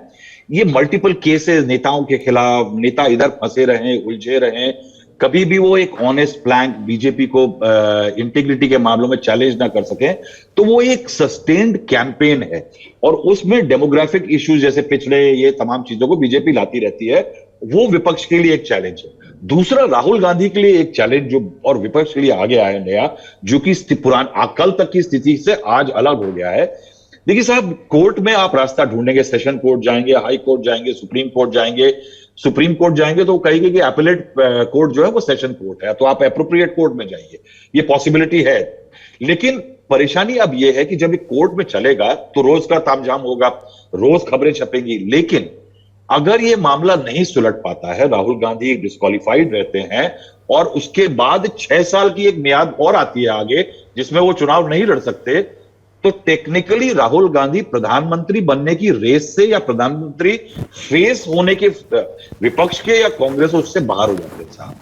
और उससे एक नई स्थिति उभरती है कि अगर राहुल गांधी उस रेस से बाहर हैं विपक्ष के, और इस सरकार के खिलाफ शायद अगर नैरेटिव बनता भी है, राहुल धुरी बनते हैं, कांग्रेस धुरी बनती है, या राहुल एक बड़ा रोल प्ले करते हैं विपक्ष को जोड़ने में, तो साहब एक याद रखिएगा कि इस विपक्ष के पूरे खेमे में तमाम लोग शेरवानी बनवाने चले जाएंगे, क्यों? क्योंकि शेरवानी को जी परेशानी ये होगी कि सबकी आकांक्षाएं जाग जाएंगी, और ये कहीं ना कहीं एक नेगेटिव फैक्टर होगा ऑपोजिशन यूनिटी में, क्योंकि अगर राहुल गांधी रेस से बाहर हो गए हैं तो उनके बाद किसकी शेरवानी किसके बदन पे आएगी और राष्ट्रपति भवन में दिखेगी, ये चीज जरूर गौरतलब है। शुक्रिया। और बड़ी इंटरेस्टिंग बात है सौरभ भाई, आपने जिक्र किया office of profit Rahul Srivastava ने, जब सोनिया गांधी ने इस्तीफा दिया था तब माहौल जो था ना, आप अगर कांग्रेस ऑफिस आते तो वर्कर कई जगह से आ रहे थे और सोनिया गांधी के यूथ कांग्रेस के राष्ट्रीय अध्यक्ष बीवी श्रीनिवास ट्वीट कर रहे हैं कि कांग्रेस वर्कर्स को कांग्रेस दफ्तर आने नहीं दिया जा रहा है। और जैसा मैंने पहले कहा कि सत्ता में होते हैं तब जलवा अलग होता है और लगातार सत्ता से बाहर हो तब जलवा अलग होता है। नहीं, आप देखेंगे सौरभ भाई, कल जो था, कल दोपहर को करीब 2:30 बजे मैं कांग्रेस ऑफिस से गुजर रहा था, सन्नाटा था। आप सोचिए, आपके लीडर को कोर्ट ने 2 साल की कन्विक्शन दी है और आप ट्विटर पर माहौल बना रहे हैं, लेकिन असलियत जमीन पर कैसे बनाएंगे? ये माहौल ट्विटर पे नहीं बन पाएगा। चलिए, आपने ट्विटर का जिक्र किया तो ट्वीट कर रहा था, आपने ट्विटर का जिक्र किया तो अब ट्विटर पे ही बात समाप्त करते हैं। मैं देख रहा था जहां पर भी भारतीय जनता पार्टी के नेताओं के, मंत्रियों के स्टेटमेंट आ रहे हैं, उसके नीचे जो कांग्रेस की आईटी सेल है, जिसे एक तस्वीर को सबसे ज्यादा चस्पा कर रही है, वो तस्वीर है जिसमें राहुल गांधी संसद में खड़े हैं, लोकसभा में खड़े हैं, और एक तस्वीर दिखा रहे हैं जिस तस्वीर में उद्योगपति गौतम अडानी और प्रधानमंत्री जो उन दिनों मुख्यमंत्री थे नरेंद्र मोदी, वो एक ही फ्रेम में नजर आ रहे हैं। और पूरी कांग्रेस आईटी सेल इसी चीज़ को स्टैब्लिश करने की कोशिश कर रही है। प्रियंका गांधी के ट्वीट में भी यही बात थी कि हम गौतम अडानी का मुद्दा उठा रहे हैं, इसलिए ये सब हो रहा है। इस पर आपकी क्या राय है, कमेंट बॉक्स में जरूर बताइएगा। आप सभी मेहमानों का बहुत बहुत शुक्रिया। बढ़ते हैं नेता नगरी के अगले सत्र की तरफ। नेता नगरी के इस सत्र का नाम है फुर्सत की सलाह। 2 कमाल की किताबें लाया हूँ। एक तो रद्दी की दुकान में मिली, पर कतई रद्दी किताब नहीं, बड़ी ज़रूरी किताब है। शीर्षक है अनकही कहानी, द अनटोल्ड स्टोरी। इसको लेफ्टिनेंट जनरल BM कौल ने लिखा। ये वही जनरल कौल हैं जिनके बारे में ये इल्ज़ाम लगाया गया कि वो पंडित नेहरू के बहुत करीबी थे, इसलिए उनको इन्फेंट्री का ज़्यादा तजुर्बा ना होने के बावजूद सेंसिटिव ईस्टर्न कमांड का मुखिया बना दिया गया और बीच जंग में इसीलिए उनको हटाना पड़ा। इसको लेकर बहुत कुछ कहा गया। जनरल कौल ने लिखा है कि मेरे खिलाफ बहुत अफवाहें फैलाई गई, मैंने उनका प्रतिवाद नहीं किया, लेकिन जब नेहरू की मौत के बाद भी ये सिलसिला नहीं रुका तो मुझे लगा कि अपना पक्ष रखना चाहिए, और उन्होंने ये किताब लिखी। 1967 में ये किताब आई थी और ये किताब मेरे हाथ लग गई है, बहुत सहजता से उपलब्ध नहीं है, और आप समझिए कि इसको मैंने आज सुबह उठाया और 67 पन्ने खींच दिए। दफ्तर आना था तब भी। ये इतनी कैप्टिवेटिंग बुक है। इसमें उन्होंने बताया अपना शुरुआती दौर कि जब भगत सिंह और बटुकेश्वर दत्त ने लाहौर की असेंबली में बम फेंका तब ये वहाँ मौजूद थे, उसी दर्शक दीर्घा में मौजूद थे। उसके बारे में बताया, अपनी क्रांतिकारी गतिविधियों के बारे में, फ़ौज में कैसे भर्ती हुए, सैंडहर्स्ट में जो ट्रेनिंग होती थी इंग्लैंड में वो कैसी होती थी, वहाँ भेदभाव कैसा होता था, वापस आए तब का क्या हाल रहा, इन सब के बारे में विस्तार से बात। और एक बात ये भी कि चूंकि मैं आज़ादी मिलने के पहले ही भारतीय राष्ट्रीय कांग्रेस के नेताओं और राष्ट्रवादी ताकतों के साथ था, इसलिए फ़ौज के कुछ अफसर मुझसे चिढ़ते थे, और इसको उन्होंने फिर बिल्ड ऑन किया है। अभी मैं पूरा नहीं पढ़ पाया, जब उसको पूरा पढ़ लूँगा तो किताबी बातें या किसी और प्रोग्राम में आपको ज़रूर बताऊँगा कि जनरल कौल का जंग और उसके इर्द गिर्द अपना पक्ष क्या है। दूसरी किताब, ये मधुकर उपाध्याय हैं, मशहूर पत्रकार, उन्होंने इसे नए सिरे से पेश किया है। ये मैं क्यों कह रहा हूँ इस किताब को, राम कहानी सीताराम, वाणी प्रकाशन से छपी कमाल किताब। फैज़ाबाद अयोध्या के एक सूबेदार हुए ईस्ट इंडिया कंपनी में सीताराम पांडे। उन्होंने फौज में जब भर्ती हुए तो कई लड़ाइयाँ लड़ी, अफगान युद्ध भी लड़ा और भी युद्ध लड़े। जब वो रिटायर होने को थे तो उनके कर्नल थे जेम्स नॉर्गेट, उन्होंने कहा कि भाई तुम अपने तजुर्बे लिखो, पर उनको डर हुआ कि मैं तजुर्बे लिखूंगा कहीं सरकार की बुराई हो गई तो मेरी पेंशन रुक जाएगी। ये 1858, 59, 60, 61 की बात है। तो कर्नल नॉर्गेट ने कहा कि नहीं, तुम निश्चिंत रहो। तो इन्होंने अवधि में अपनी ऑटोबायोग्राफी लिखी राम कहानी सीताराम के नाम से, जिसे सीताराम्स डायरी के नाम से कर्नल नॉर्गेट ने ट्रांसलेट किया था। और जब तब तक ब्रिटिश क्राउन ने ईस्ट इंडिया कंपनी से भारत का कंट्रोल ले लिया था अपने हाथ में, तो तब जो यहाँ पर अफसर आते थे उनके लिए सीताराम्स डायरी पढ़ना अनिवार्य था, ये समझने के लिए कि उत्तर भारत के जो लोग हैं उनकी मान्यताएं क्या हैं। कहानी बहुत रोचक है और इसमें एक बहुत ट्रेजिक मोड़ भी आता है। सीताराम पांडे बताते हैं कि किस तरह से उनको फ़ौज में भर्ती किया गया, गांव में किस तरह से उनको बहिष्कार का सामना करना पड़ा क्योंकि उन्होंने समंदर पार किया था, उनके प्रेम किस तरह से हुए, जंग में अनुभव क्या रहे।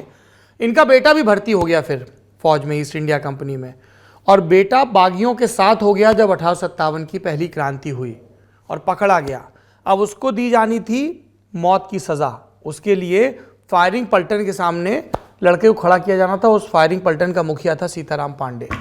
सीताराम पांडे को बिल्कुल ऐन मौके पे पता चला कि जो सामने खड़े हैं नौजवान, इसमें उनका बेटा भी है। आगे क्या हुआ आपको किताब में पता चलेगा। 1857 के संग्राम में हमारी खास दिलचस्पी है। ये जवाहरलाल नेहरू विश्वविद्यालय में शोध के दौरान मेरा विषय भी था एमफिल में, तो कुछ पुरानी किताबें पलट रहा था तो ये सामने आई, तो मुझे लगा कि आपको राम कहानी सीताराम के बारे में भी बताना चाहिए। अद्भुत किताब है, ज़रूर पढ़नी चाहिए। 2 किताबें हो गई।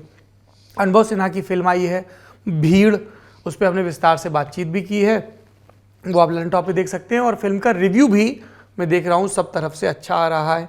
हिंदुस्तान में पॉलिटिकल फिल्में, हिंदुस्तान में हुई तमाम त्रासदियों को दर्ज करती फिल्में कम बनती हैं, और हमारी तो राजनीति में रुचि है ही विद्यार्थी के तौर पर, इसलिए इस फिल्म को देखने का इरादा है। इसके अलावा ऑस्कर वाली फिल्में अलग अलग प्लेटफॉर्म पर उपलब्ध हैं, उनको भी देखा जाएगा। तो ये हमारा वीकेंड का प्लान है। आप लोग वीकेंड पे जो भी देखें, जो भी पढ़ें, लिखें, सुनें, उसके बारे में बताएं। Guest in the news room ज़रूर देखें, क्योंकि हमने बुलाया है जनरल ढिल्लों को। जनरल ढिल्लों वो व्यक्ति हैं जो पुलवामा हमला जब हुआ था तब कश्मीर में जो 15वीं कोर है उसके कमांडर थे, चिनार कोर कहते हैं। पुलवामा हमले के 100 घंटे के भीतर कैसे उसके मास्टरमाइंड कामरान उर्फ गाजी को एनकाउंटर में मारा गया, और उसके बाद की वो प्रेस कॉन्फ्रेंस जब पत्रकारों ने पूछा कि क्या गाजी मारा गया, तो जनरल ढिल्लों का जवाब था, कितने गाजी आए, कितने गाजी गए, परवाह नहीं, we are there to protect you. तो वहाँ से उनकी ऑटोबायोग्राफी का शीर्षक आया। हमने विस्तार से बात की, उन्होंने बहुत डिटेल में फौजी तजुर्बे बताए, अपने कश्मीर के ऑपरेशंस के बारे में बताया। उसके बाद पुलवामा जैसा एक और हमला होने वाला था, उसको किस तरह से न्यूट्रलाइज़ किया गया 24 फरवरी के ऑपरेशन में, वो बताया। अमित शाह के साथ क्या इनकी सुबह सवेरे मीटिंग हुई धारा 370 को निष्प्रभावी किए जाने के पहले, उसके बारे में विस्तार से बात हुई। कश्मीर में किस तरह की पॉलिसी की ज़रूरत है, फौजियों के किस तरह के तजुर्बे हैं, अग्निपथ स्कीम समेत दर्शकों ने जो सवाल पूछे थे वो भी पूछे गए। आई प्रॉमिस यू, मैं आपको यकीन दिलाता हूँ, ये guest in the news room के अविस्मरणीय एपिसोड्स में से एक है, और आप किसी भी कीमत पर इसे मिस करना नहीं चाहेंगे, तो इसको भी ज़रूर देखिएगा। आज के नेता नगरी में इतना ही। अगले एपिसोड से जवाबदेही सेक्शन को भी शुरू करेंगे, तो आप सवाल भी पूछ सकते हैं। अमेरिका दौरे को लेकर कई मित्रों की उत्सुकता आ रही है, सेंट्रल पार्क का कुछ ज़्यादा बन नहीं पा रहा है, तो जिन मित्रों ने पहले मेल भेज दिए थे उन तक हमारी टीम संपर्क पहुंचाएगी, और उन सब से किसी से टाइम स्क्वायर में, किसी सेंट्रल पार्क में, किसी से न्यू जर्सी में ज़रूर मिला जाएगा। और यूनिवर्सिटी ऑफ मिशिगन जो लोग पहुँच रहे हैं 7 और 8 अप्रैल को, उनसे तो वहाँ पर भेंट होगी ही।